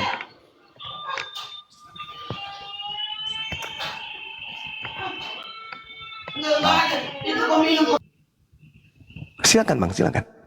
1 Yohanes 2 nomor 6. Barang siapa yang mengatakan bahwa dirinya ada di dalam Yesus, dia wajib hidup sama seperti Yesus hidup. Hidup Yesus adalah hidup ala Yahudi atau ala Kristen? Sebentar, saya bacakan. Silakan. Di sini konteksnya adalah Kristus pengantara kita, ya kan? Oke, Loncat lagi. bukan loncat. Tidak, sekarang Anda Kita hidup. pahami Yesus itu konteks hidup ayat yang ala kamu baca Kristen. ini apa? Saudara, Nah, Yesus itu hidup kita ala baca dari Kristen. ayat 5. Baca Sebentar, dari Juma. kitab Kejadian sekalian, Bang. Nah, tetapi barang siapa menaruh firman-Nya di dalam orang itu, sungguh sudah sempurna kasih Allah, dengan itulah ia ketahui bahwa kita ada di dalam Dia. Artinya, umat Kristen itu sudah hidup di dalam Kristus. Nah, Ayat 6-nya. terus? Barang siapa mengatakan bahwa ia ada di dalam Dia, ia wajib hidup sama seperti Kristus hidup. Nah, pertanyaannya, Yesus hidup itu ala Kristen atau ala Yahudi? Yesus semasa hidupnya adalah orang Yahudi. Nah, kita ambil konteks kehidupannya Juma. Konteks kehidupannya. Allahu Akbar. Konteks kehidupan Yesus adalah dia harus mengikuti hukum Taurat Yes, Allahu dan Akbar. hukum Musa. Allahu Akbar. Dan juga tradisi sunat. Nah, Iya. Nah, sekarang beneran? iya betul. Nah, sekarang kenapa Kristen tidak hidup Yesus telah sebentar. Kenapa Kristen tidak hidup Yesus sama seperti telah Yesus hidup? menggenapi Ya. hukum Taurat itu cuma. Iya. Kami tidak hidup lagi di dalam hukum Taurat. Hei, dari mana asal usulnya Kristen hidup di bawah hukum Taurat? Hukum Taurat itu untuk siapa? Nah, saya tidak bilang orang Kristen hidup dalam hukum Taurat. Akan Terus apa tetapi, hubungannya? Anda mengatakan sebentar, dia sudah menggenapi. Apa hubungannya? Kami tidak hidup di bawah hukum Taurat. Iya, Karena terus apa hukum hubungannya? Taurat itu Kalau sudah sudah- diselesaikan oleh Kristus. Nah, kalaupun digenapi tidak diselesaikan, oleh Yesus. kalaupun tidak diselesaikan Melalui- oleh Yesus, sebentar. kalaupun Nah, tidak diselesaikan hukum oleh Yesus, Taurat Apakah berlaku kamu untuk tahu Anda? nggak hukum Taurat itu apa? Enggak. Sekalipun misalnya Yesus tidak menyelesaikan hukum Taurat, itu berlaku nggak untuk Anda? Ya, pasti berlaku dong. La haula wala quwata illa billah. Hukum Taurat itu untuk Anda. Oke, saya tanya sama kamu. Emangnya hukum Taurat itu untuk Islam? Lah, tidak ada Yesus mati untuk Islam, tidak ada. Nah, Apa? seandainya Mau kemana? Yesus tidak turun ke dunia, Mau ngapain turun ke apakah dunia? hukum Taurat itu berlaku untuk umat Islam? Ya, hukum Taurat itu hanya untuk Bani Israel, Cak Kangkung. Nggak ada hubungannya dengan Nah, di luar Bani Israel. Kamu sudah mengakui ya, bahwasanya hukum Taurat adalah Untuk Bani Israel. untuk Bani Israel. Lalu apa hubungannya dengan Ya kan? Kristen? Yesus mati untuk hukum Taurat demi Kristen. Apa hubungannya? Nah, Nah, karena karena kami adalah adalah- bagian dari murid yang diperintahkan oleh muridnya untuk memberitakan kabar Injil kepada seluruh bangsa. Kamilah bagiannya itu. Jadi saudara, gini, Juma. saudara. Sebentar Juma. Nah, Allahu Akbar. Masya Allah. mengenai hukum Taurat itu, ya kan? Iya. Hukum Taurat ada 10. Iya, untuk siapa? Dan itu untuk keturunan Ah, Abraham, Ishak, dan Yakub. Yesus tunduk tidak kepada aturan itu? Oh, kalau Yesus tidak tunduk, Nah. maka dia tidak akan disunat. Terus kenapa kalian tidak hidup sama seperti Yesus hidup? Karena Yesus telah menggenapi hukum Taurat. Apa hubungannya Yesus menggenapi hukum Taurat dengan Apa kalian? hubungan- Loh. Kan tadi dalilnya jelas di dalam kitab saudara, barang siapa yang mengatakan dia Yesus ada dalam dirinya, maka dia wajib hidup sama seperti Yesus hidup. Yesus hidup dia dalam kitab Anda, Yohanes 14 nomor 31. Dunia harus tahu. Ini Yesus berkata, bersabdalah Yesus, supaya dunia tahu bahwa aku Yesus mengasihi Bapa dan aku Yesus senantiasa melakukan segala sesuatu seperti yang diperintahkan Bapa kepadaku. Berarti Yesus harus diketahui oleh dunia, Yesus itu hidup sebagai hamba yang taat kepada Yod-Heh-Vaveh, menjalankan perintah Yod-Heh-Vaveh. Kenapa Kristen tidak hidup ala Yesus? Dia adalah teladan. Iya. Dan melalui Yesus Kristus, dalam wujud Yesus Kristus, kami mengenal Allah kami. Tidak, bukan begitu. Siapa yang mengatakan Loh, Yesus ada sebentar. dalam dirinya, dia wajib hidup Sebentar, Juma. sama seperti Juma. Yesus hidup. Biar kamu tahu, kamu tadi memaksakan kalau Kristen harus hidup seperti Kristus hidup. Tahu nggak Dalilnya kamu mengatakan hidup itu, bukan Yesus itu saya. gimana? Yesus sebentar. Yesus itu hidupnya kayak mana? melakukan mujizat air menjadi anggur. Benar apa tidak? Yohanes 14 nomor 31. Yesus itu membangkitkan orang mati. Apakah juga orang Kristen harus seperti Berarti itu? dengan kata tidak, lain, saudara. Berarti dengan kata lain, Anda saudara. tidak. Oke. Berarti dengan kata lain, Anda tidak bisa hidup sama seperti hidupnya Yesus anak Maria, tapi Anda bisa hidup sama seperti hidupnya Yesus Kristus yang datang kepada Paulus yang tidak pernah menyembah Tuhan. Betul? Jangan dibisu-bisukan. Betul? Kenapa? Jangan dibisu-bisukan. Anda mengatakan Anda tidak bisa hidup sama seperti anak Maria hidup. Sedangkan di dalam kitab saudara yang saya katakan tadi dalam 1 Yohanes 2 nomor 6, barang siapa mengatakan bahwa ia ada di dalam dia wajib hidup sama seperti Kristus. Sama seperti Kristus hidup. Kristus hidup sama seperti Kristen. Nah sekarang Yesus Kristus anak Maria hidupnya tidak bisa dicontohi oleh orang Kristen, tetapi iblis yang bergelar Kristus bisa dicontohi oleh Kristen. Betul?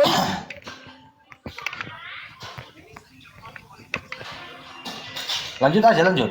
Nah, sekarang di dalil 1 Yohanes 2 nomor 6 ini, orang Kristen harus hidup sama seperti Kristus hidup.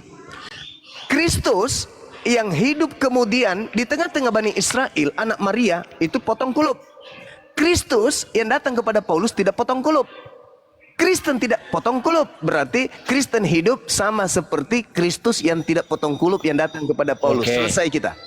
Tolong tunjukkan dalilnya bahwasanya Yesus yang dijumpai Paulus saat perjalanan ke Damaskus adalah Yesus yang tidak potong kulup. Coba tunjukkan dalilnya. Galatia 1 nomor 11, nomor 12, baca. Baca Bang, silakan Bang. Biar semua teman-teman tercerahkan. Silakan.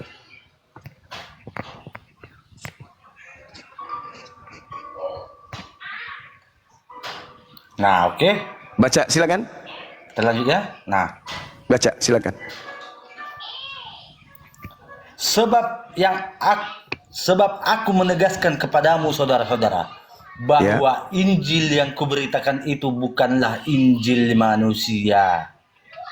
Karena aku bukan menerimanya dari manusia dan bukan manusia yang mengajarkannya kepadaku, tetapi aku menerimanya oleh pernyataan Yesus Kristus. Nah, ayo.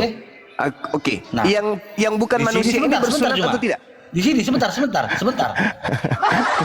Yesus Kristus yang dimaksud Paulus dalam ayat ini adalah Yesus Kristus yang dia jumpai di perjalanan saat ke Damaskus.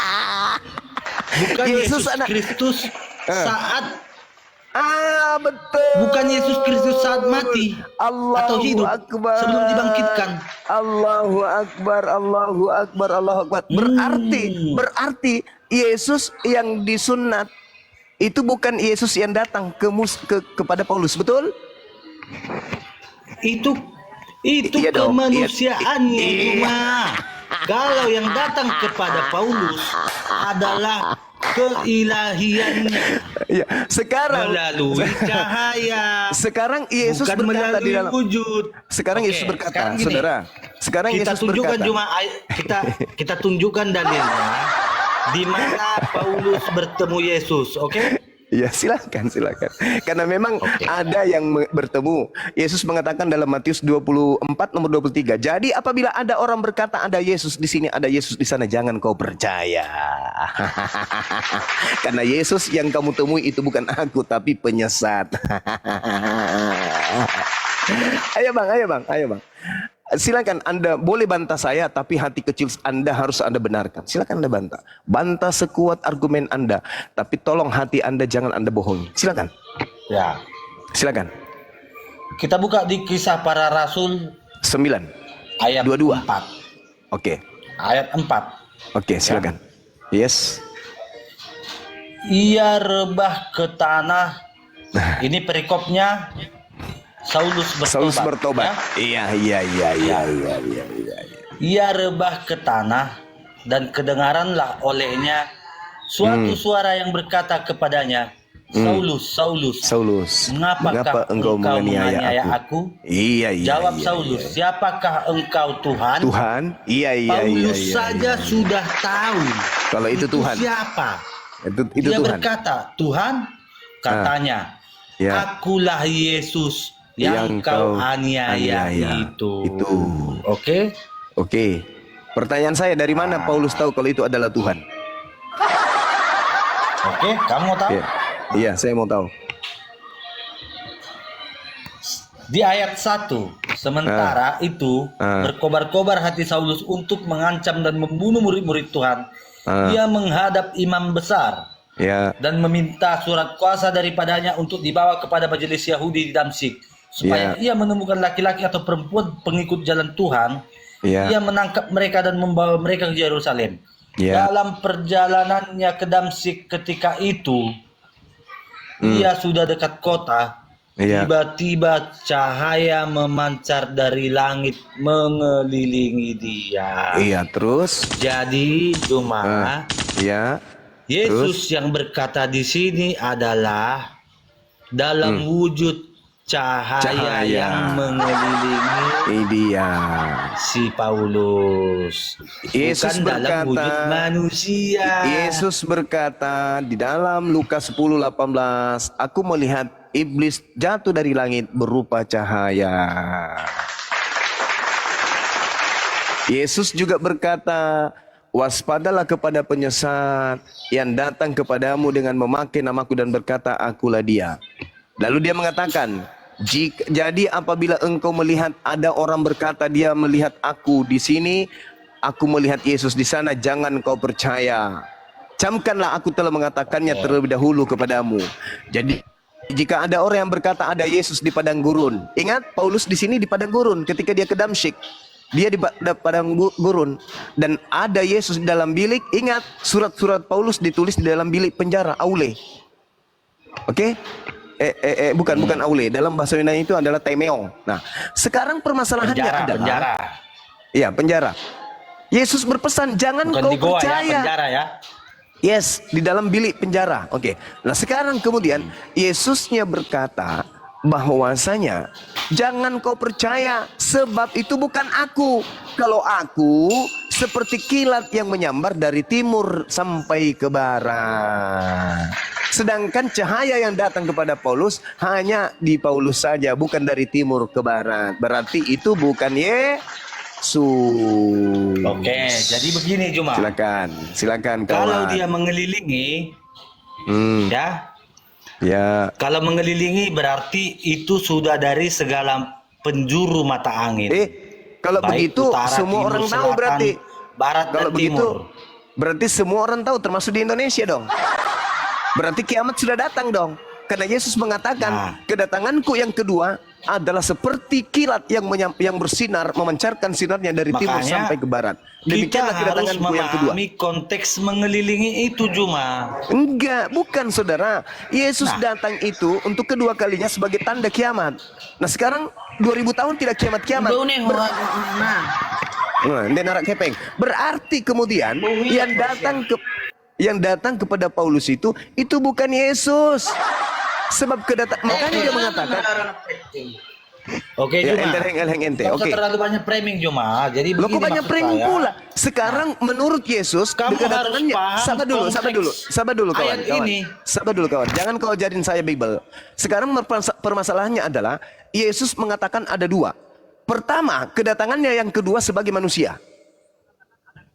Penyesat datang bukan sebagai manusia. Nah sekarang yang datang kepada Paulus ini manusia atau bukan? Saya ulang. Yesus berkata kedatangannya yang kedua sebagai manusia. Yang datang kepada Paulus adalah cahaya. Bagus. Kedatangan Yesus yang kedua menurut Yesus sebagai manusia. Betul? Yang datang Itu kepada konteks akhir zaman. Sekarang Loh, yang datang kepada kamu jangan Paulus. bantah. Iya betul, Oke. betul. Memang betul. Memang betul. Kamu nggak paham Memang betul. tentang Memang ayat yang betul. mengatakan dia akan datang lagi sebagaimana kamu melihat dia pergi. Yes, itu kata malaikat. Sekarang begini. Nah, sekarang di begini akhir pertanyaan zaman saya. itu, Juma. Pertanyaan saya, saudara. Pertanyaan saya. Menurut Yesus, kedatangannya sebagai manusia atau sebagai bukan manusia?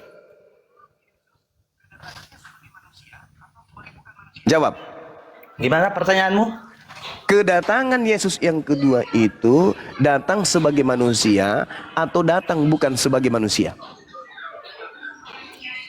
Oh, tidak. Dia Tidak apa? akan datang Sebagai? Sebentar.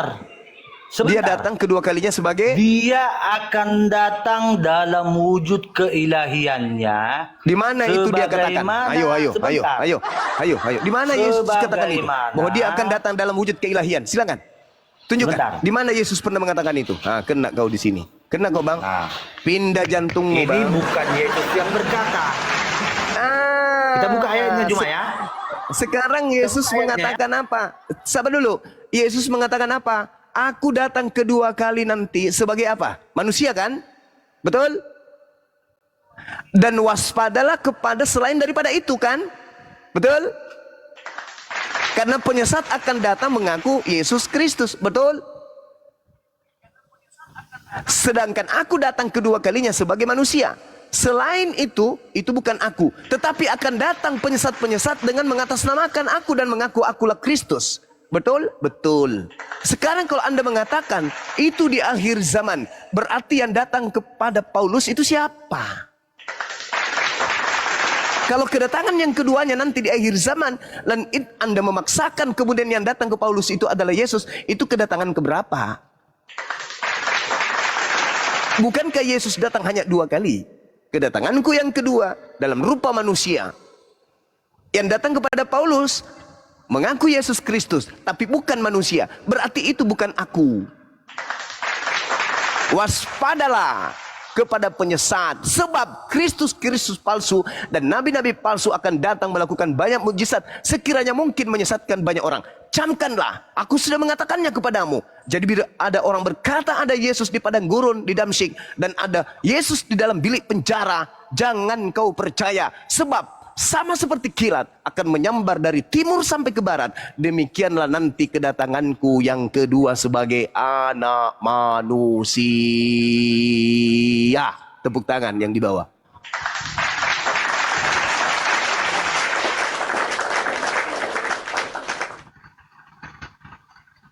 Silakan, Anda pengikut Kristus yang bukan manusia. Ayo, kami percaya itu. Cuma Silakan. Masih bernapas kamu harus paham silakan. tentang apa itu, Bang? Pribadi Yesus, tubuh Yesus setelah kebangkitan, dan dari tubuh Yesus dengan sebelum kebangkitan. Dari Yesus atau dari mana ini, Bang? Saya harus tahu. Nah, dari Yesus atau dari mana? Karena banyak penyesat yang akan datang mengaku-ngaku Yesus. Jadi di sini kita akan buka ayatnya di Kisah Para Rasul. Itu dari Paulus. Ayat 6. Itu dari Lukas berarti, Bang. Sebentar. Ya, silakan. Mau silakan. dari Lukas pun itu, mau dari mana pun itu. Oh, enggak bisa. Di sini akan diterangkan ayatnya, oke? Iya, Kita karena baca. akan percaya enggak Anda menurut Sebentar. Yesus akan datang? Sabar dulu. Percaya enggak Anda bahwa Sebentar, akan biar datang saya jawab. Sabar, Saudara. Percayalah bahwa akan datang penyesat. Percaya ke Anda bahwa penyesat itu bergelar Yesus Kristus? Percaya enggak Anda? Percaya enggak? Di ayat 7 Kisah Para Rasul ini Juma ditegaskan. Sabar kawan, sabar dulu. Engkau tidak Jangan perlu dulu. mengetahui masa Sabar dan waktu dulu. Sabar yang dulu, ditetapkan kawan. Bapa sendiri menurut. Sabar kawan, kabar. Kita ambil kredit poinnya dulu. Percayakah Anda kepada Yesus yang berkata kepada Bani Israel muridnya yang hidup sesaman dengan dia, agar waspada sebab akan muncul setelahnya Yesus palsu yang mengaku Kristus. Percaya enggak Anda? Lanjut aja. Ya, itu sampai situ aja. Karena Yesus berkata kepada muridnya Bani Israel. Ingat ya saudara, Kristen tak ada di situ. Yang ada di dalam aule, wilayah kelas daripada Yesus itu, Yesus sebagai guru, muridnya adalah Bani Israel. Yesus berpesan kepada Bani Israel, waspadalah kepada penyesat yang datang kepadamu memakai nama Yesus dan berkata akulah Kristus. Sebab akan banyak muncul Kristus palsu. Nah, murid-murid Yesus orang Yahudi ini kemudian diminta oleh Yesus untuk waspada. Sedangkan Kristen ini adalah kelompok di luar yang menjadi pengikut Kristus yang bukan Yesus anak Maria. Berarti Kristen dari kelompok luar inilah yang menjadi korban penyesatan dari Kristus palsu tersebut. Makanya Yahudi masih tegak berdiri hari ini, Kristen juga masih tegak berdiri hari ini. Dua keyakinan yang berbeda. Satu menyembah kepada Elohim, satu menyembah kepada Kristus. Sekarang pertanyaannya, adakah pesan-pesan yang mewaspadai penyesat yang bergelar Kristus? Ada. Siapa pengikutnya sekarang? Kristen. Jadi narasi apapun yang Anda sampaikan setelah ini, itu akan menguatkan bahwa Anda pengikut Yesus Kristus yang penyesat. Silakan. Oke. Jadi di sini seperti yang saya ucapkan tadi mengenai konteks iman. Saya tadi mengutip ayat Al-Quran kamu bahwa 100% umat Islam akan masuk ke dalam neraka. Bahkan Muhammad menjanjikan surga kepada umatnya. Sementara di ayat lain dia tidak mengetahui apa yang akan terjadi kepadanya. Betul kan Juma? Yang nggak ada hubungannya dengan Kristus palsu, Bang. Silakan. Nah, jadi mengenai Kristus palsu yang kamu maksud ini adalah Yesus yang sama saat dia hidup dengan murid-muridnya dan bangkit dari kematian dan hidup juga dengan murid-muridnya. Apa bedanya? Yang bersama muridnya Tidak ada manusia. bedanya Yesus itu. Yang bersama muridnya itu manusia. Yang bersama Paulus dan Kristen bukan manusia, beda bang. Namanya aja yang sama. Yang datang kepada Paulus itu bukan manusia lagi. Yes, Bukan. yes. Ketika Yesus mengatakan, Akan tetapi kuasanya oh itu yang cerita lagi. datang Itu, berupa cahaya. itu beda lagi tuh bang. Nah gitu cuma. Oh enggak dong. Itulah Anda percaya kepada keilahian Yesus itu. Oke baik. Sekarang begini. Tolong tunjukkan kalau bukan Yesus Kristus penyesat yang Anda percayai hari ini, tolong tunjukkan kepada saya penyesat yang bergelar Yesus Kristus itu mana dan mana orang banyak yang disesatkan itu. Tunjukkan kepada saya kalau bukan Kristen. Silakan.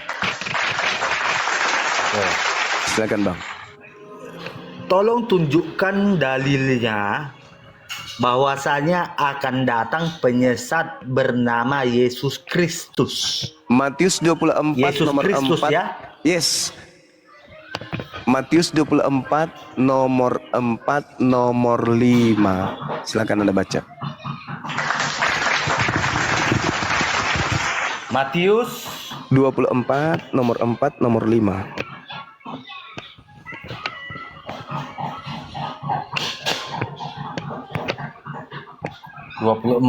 ayat 4 nomor dan juga 5. Matius 24 nomor 5. Nomor 4 dan 5. Oke.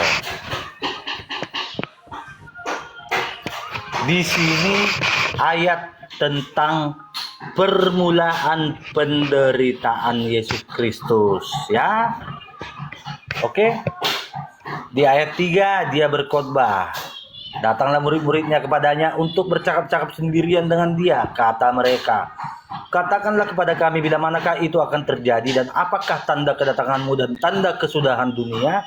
Jawab Yesus, waspadalah supaya jangan ada orang yang menyesatkan kamu. Sebab banyak orang akan datang dengan memakai namaku dan berkata, akulah Mesias. Dan mereka akan menyesatkan banyak orang. Kamu akan mendengar deru perang atau kabar-kabar tentang perang.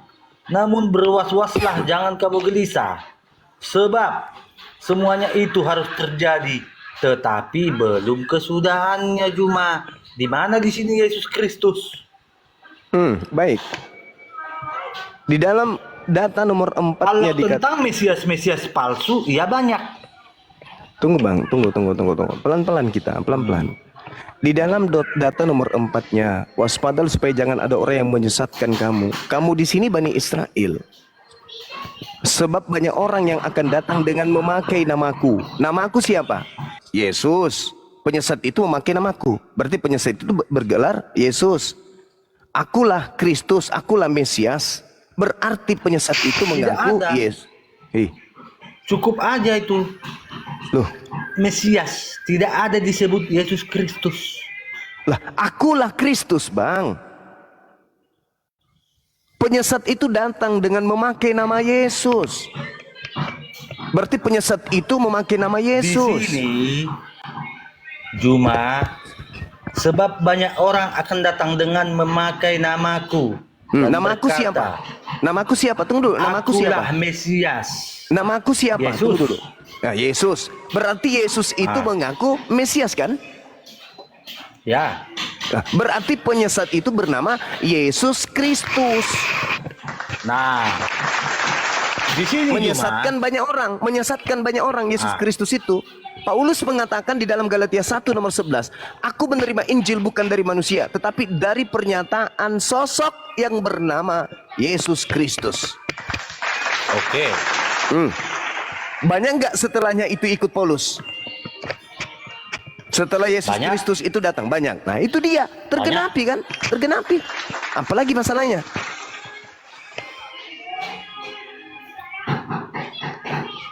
Jadi di sini kamu mengaitkan dengan konteks Mesias. Iyalah bang. Jadi harus saya kaitkan dengan sallallahu alaihi wasallam. Jadi gitu. begini Juma sebentar. Setelah zamannya Yesus, di kitab Yeremia sudah dinubuatkan. Nabi palsu nomor 23. Yes, kamu tahu itu. Yes, Bahkan Nabi di palsunya kitab dari mana? Petrus. Nabi Sebentar. palsunya dari mana, Bang? Yerusalem atau dari Arab? Menurut Yeremia Dari 23. Arab. Dari Arab. Coba, mari kita buka data, silakan. Oke. Kita buka ya. Ini, saya kasih Anda sedikit ya, oksigen untuk Anda bernapas. Silakan. Baca di data nomor 9-nya mulai, karena di situ berbicara mengenai nabi palsu. Mengenai nabi-nabi, hatiku hancur dalam dadaku. Segala tulangku goyah, keadaanku seperti orang mabuk, seperti laki-laki yang terlalu banyak minum anggur oleh karena Tuhan dan oleh karena firman-Nya yang suci. Negeri telah penuh dengan orang-orang berzina. Sungguh oleh karena kutuk ini gersanglah negeri dan layulah padang-padang rumput di gurun. Apa yang dikejar mereka adalah kejahatan dan kekuatan mereka adalah ketidakadilan. Sungguh baik nabi maupun imam berlaku fasik. Di rumahku pun juga aku mendapati kejahatan mereka. Demikianlah firman Tuhan. Sebab itu jalan mereka akan seperti jalan-jalan licin bagi mereka. Di dalam gelap mereka akan tersandung dan akan jatuh di sana. Sebab aku akan mendatangkan malapetaka atas mereka dalam tahun waktu mereka dihukum. Demikianlah firman Tuhan. Di kalangan para nabi, yaitu Nabi Samaria, aku melihat ada yang kurang pantas. Mereka bernubuat demi Nabi Baal, lalu kemudian dan menyesatkan umatku Israel. Tetapi di kalangan para nabi Yerusalem, aku melihat ada yang mengerikan. Mereka berzina dan melakukan ketidakjujuran. Mereka menguatkan hati orang-orang yang berbuat jahat, sehingga tidak ada seorang pun yang bertaubat dari kejahatannya. Semuanya mereka telah menjadi seperti Sodom bagiku, dan penduduknya seperti Gomora. Sebab itu beginilah firman Tuhan semesta alam mengenai para nabi tersebut, nabi Yerusalem tersebut. Sesungguhnya aku akan memberi mereka makan ipu dan minum racun. Sebab daripada para nabi Yerusalem telah meluas kefasikan ke seluruh negeri. Jedor dan gedebuk. Bum.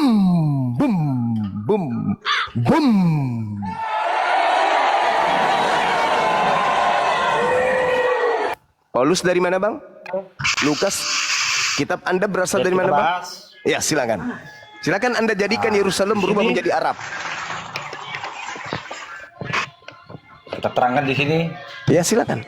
Jadikan Arab Yerusalem tadi. Di Yeremia 14. Para nabi itu bernubuat Yeremia palsu demi 23, namaku. Bang. Yeremia 23 Kita tentang kesini nabi dulu. palsu, Bang. Kita ke sini dulu, Juma. Yeremia 14 ini dulu. Kita ke sini dulu. Nah, Iya, boleh. di sini juga dinubuatan nabi palsu. Iya, Yeremia silakan. 14. Yes, silakan. Para nabi itu akan bernubuat palsu demi namaku. Aku tidak mengutus mereka, tidak memerintahkan mereka, dan tidak berfirman kepada mereka. Menubuatkan kepadamu penglihatan bohong, ramalan kosong, dan tipu rekaan hasilnya sendiri. Ini nabi palsu ya? Iya. Terus Arabnya mana, Bang? Sebentar, kita cari dalilnya. Iya, silakan. Silakan, Bang. Itu aja narasinya. Silakan. Apanya? Di situ berbicara mengenai bangsa Israel, Bang. Ya, Yeremia 14 itu masih berbicara mengenai Bani Israel. Tidak ada berbicara mengenai Arab, Bang. Jangan ngada-ngadi ya, Bang. Jangan, Bang. Nanti bangsa Arab itu digunakan oleh Allah sebagai senjata ampuh untuk menghancurkan Bani Israel, Bang. Itu tertulis di dalam 32:21, Bang. Barulah kemudian ya dijelaskan bangsa Arab di sana. Bangsa Arab yang Tuhan pakai untuk menghancurkan kepungahan dan kesombongan Bani Israel. Saya bacakan Ulangan 32 nomor 21. Mereka Bani Israel membangkitkan cemburuku dengan yang bukan Tuhan. Mereka menimbulkan sakit hatiku dengan berhala mereka. Sebab itu aku Tuhan akan membangkitkan cemburu Bani Israel dengan menggunakan yang bukan umat, dan akan menyakiti hati Bani Israel dengan menggunakan bangsa yang ummi. Jedar. Ayo saudara, jangan kau sindir orang Arab. Enggak. Nanti bisa kau sindir orang Arab ketika Tuhan ingin menghancurkan Bani Israel dengan menggunakan senjata ampuh, yaitu Bani Ismail dari keturunan Qaidar, yaitu dinul Islam. Sampai hari ini mereka hancur-hancuran, ingin menghancurkan bangsa dari Qaidar, bangsa yang ummi. Mereka tak mampu, kekuatan dibantu oleh negara-negara kafir lainnya. Palestina tetap berdiri dengan kuat hari ini. Free Palestine, free Palestine. Ini sudah dinubuatkan saudaraku. Ulangan 32 nomor 21, mereka Bani Israel membangkitkan cemburuku dan dengan mereka membuat yang bukan Tuhan. Mereka menimbulkan sakit hatiku dengan berhala mereka. Sebab itu aku akan membangkitkan cemburu mereka dengan yang bukan umat. Ingat, Bani Ismail tidak dianggap umat kala itu.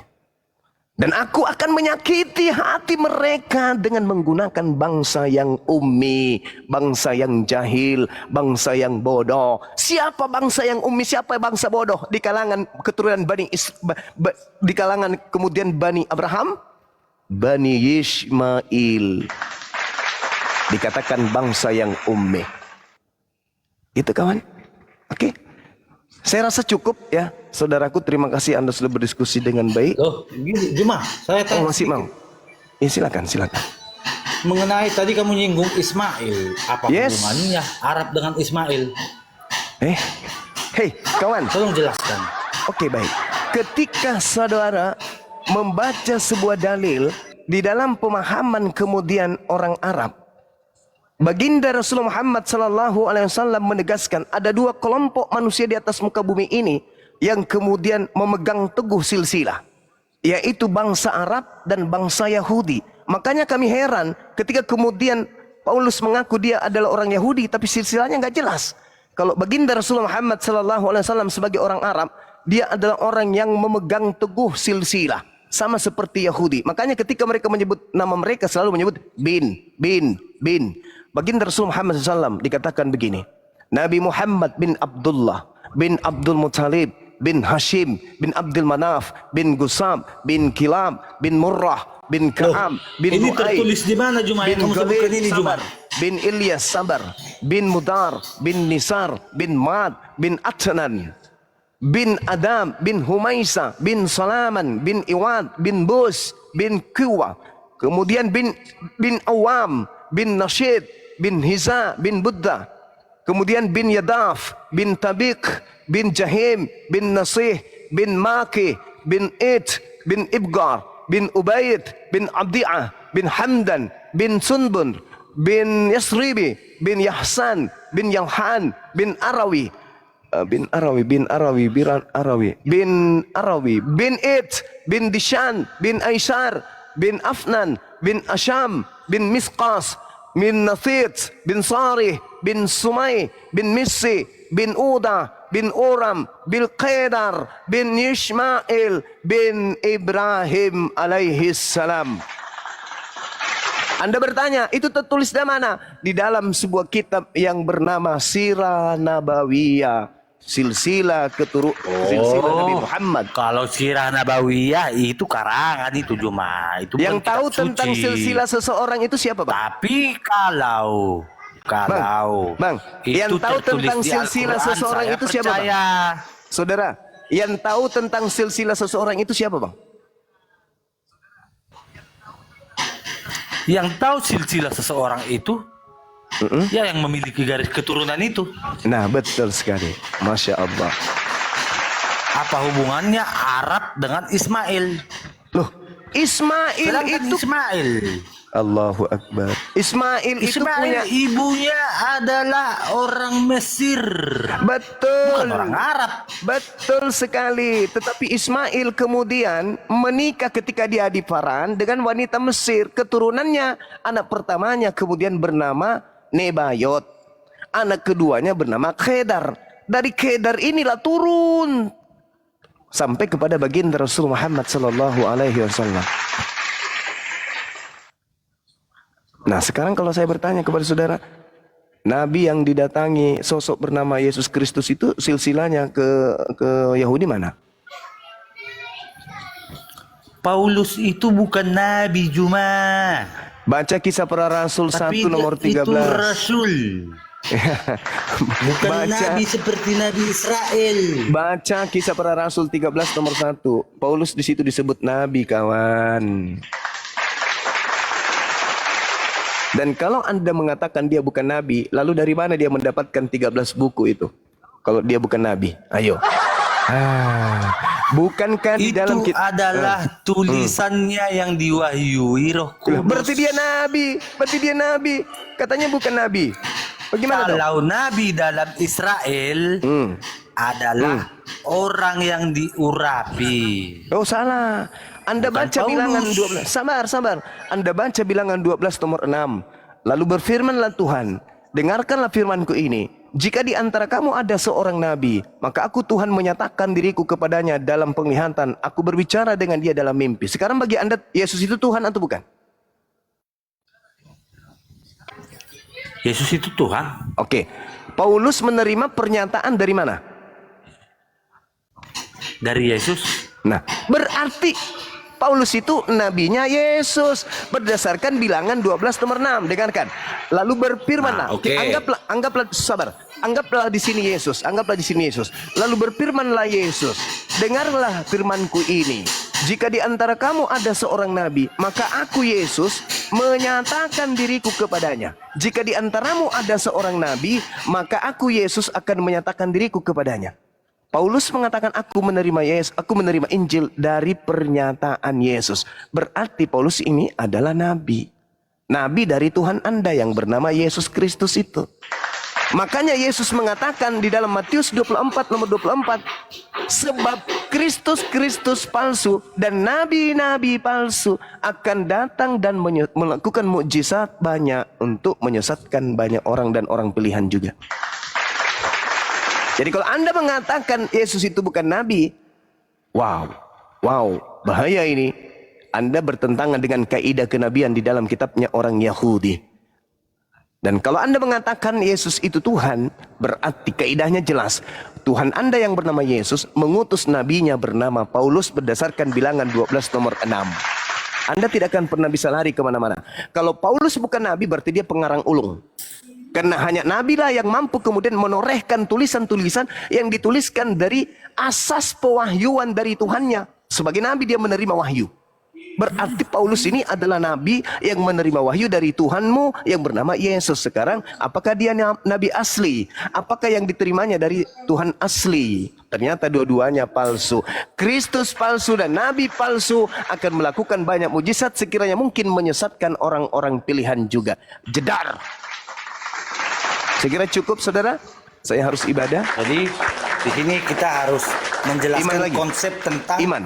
Nabi dalam Kristen ya. Oh ya, silakan. Nabi dalam Kristen. Nabi Silakan. dalam Kristen itu cuma Iya. itu tidak sama dengan nabi di zaman sebelum Yesus. Oh. Setelah Yesus tidak ada lagi nabi. Oh, Akan berarti tetapi berarti Yesus Paulus ini betul. mengangkat ke-12 muridnya. Berarti Paulus betul nabi Ditambah palsu. 70 orang lagi. Berarti betul Paulus adalah nabi Selebihnya palsu. itu adalah murid, bukan nabi ya Juma ya. Terus kenapa dia bisa jadi rasul nabi. kalau dia bukan nabi?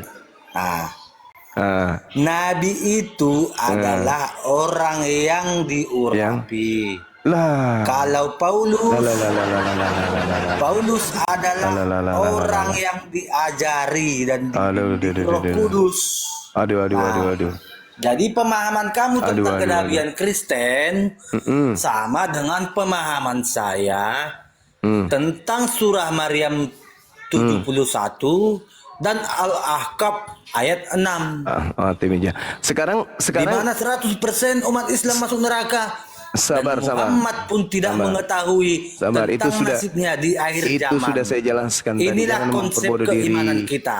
Jangan memperbodoh diri. Saya sudah jelaskan tadi. Sekarang menurut saudara, apakah Yesus itu rasul atau bukan? Yesus itu adalah utusan guru Tuhan dan disebut juga nabi. Dia rasul atau bukan? Yesus, Ya. Yesus bukan rasul. Ibrani 3 nomor Pengertian 1. rasul. Sebentar, Sabar, saudara. Pengertian rasul. Sabar. Ibrani Dalam 3 nomor Kristen sabar saudara. Pelan-pelan kita. Ibrani 3 nomor 1. Sebab itu hai saudara-saudara yang kudus, yang mendapat bagian dalam panggilan surgawi, pandanglah kepada rasul dan imam besar yang kita akui, yaitu Yesus. Yesus adalah rasul imam besar. Paulus juga rasul. Berarti kedudukannya sama-sama rasul. Antara Paulus dan Yesus adalah setara. Dua-duanya adalah rasul. Jadi sekali lagi saya katakan saudara, pelajari lagi baik-baik. Boleh Anda membantah saya dengan mulut Anda, boleh Anda punya hak untuk berbicara, tapi tolong jaga hati kebersihan hati Anda Di sini, untuk kemudian Juma, menerima kebenaran. di ayat yang kamu bukakan izin ini, ibadah boleh. Yesus Izin ibadah dulu. tidak menunjuk spesialisasinya ya Juma ya. Iya, boleh. Yesus Dinda Faruk. ambil semua bagian Iya, kemuliaan. silakan. Ya, di dalam konteks iman Iya, kita jelas silakan. berbeda. Iya. Pandangan kamu tentang iman Iya, saya begini silakan. dan pandangan saya Iya, tentang silakan. iman kamu tetaplah kepada Oke, Maryam kawan. 71 Iya, dan Al-Ahqaf silakan. ayat 6. Silakan, Oke, ya, Juma ya. saudara. Dinda Faruk diambil Oke, alih silakan. sementara. Dinda, saya ibadah dulu ya. Semua sahabat-sahabat sekalian, terima kasih kepada saudara Starboy telah berdiskusi dengan baik. Pada teman-teman semua yang ada di sini yang menyimak di TikTok dan menyimak di YouTube. Alhamdulillah apa yang kita sampaikan semuanya berdata. Silakan Anda renungkan dan Anda pikirkan. Mengenai Anda terima atau tidak terima, saya kembalikan kepada pencipta langit dan bumi. Saya bertugas hanya untuk memberi peringatan saja. Saya tutup sementara, nanti akan saya datang lagi. Subhanakallahumma bihamdi asyhadu an la ilaha illa anta astaghfiruka wa atubu ilaih. Salam tauhid, salam satu Tuhan. Jayalah Islam kita, jayalah Indonesia kita. Assalamualaikum warahmatullahi wabarakatuh. Waalaikumsalam warahmatullahi wabarakatuh. Untuk saudaraku yang di bawah, ini disiarkan langsung di YouTube ya. YouTube The Real Parusiani per 4, Jutwili Abbas, M Abbas dan Baluap TV dan beberapa YouTube Ustaz Sugi. Untuk saudaraku tolong di tap-tap layar kencang ya, disampaikan 1,5 ya, 1,5. Biar room ini kuat. Kalau ada love orange dikirim love orange, di follow akun di atas. Ya, di follow ya yang kencang ya. Bang Faruk, monitor di sini udah masuk waktu zuhur. Bang Oke, Faruk, siap. monitor. Ya, biar Bapak dulu yang ngisi. Oke, Iya, lanjut. alhamdulillah teman-teman ya, ada banyak ilmu yang kita dapatkan ya dari narasi-narasinya Bang Zuma ya teman-teman ya. Dan alhamdulillah juga Bang Star, apa nama Bang ini?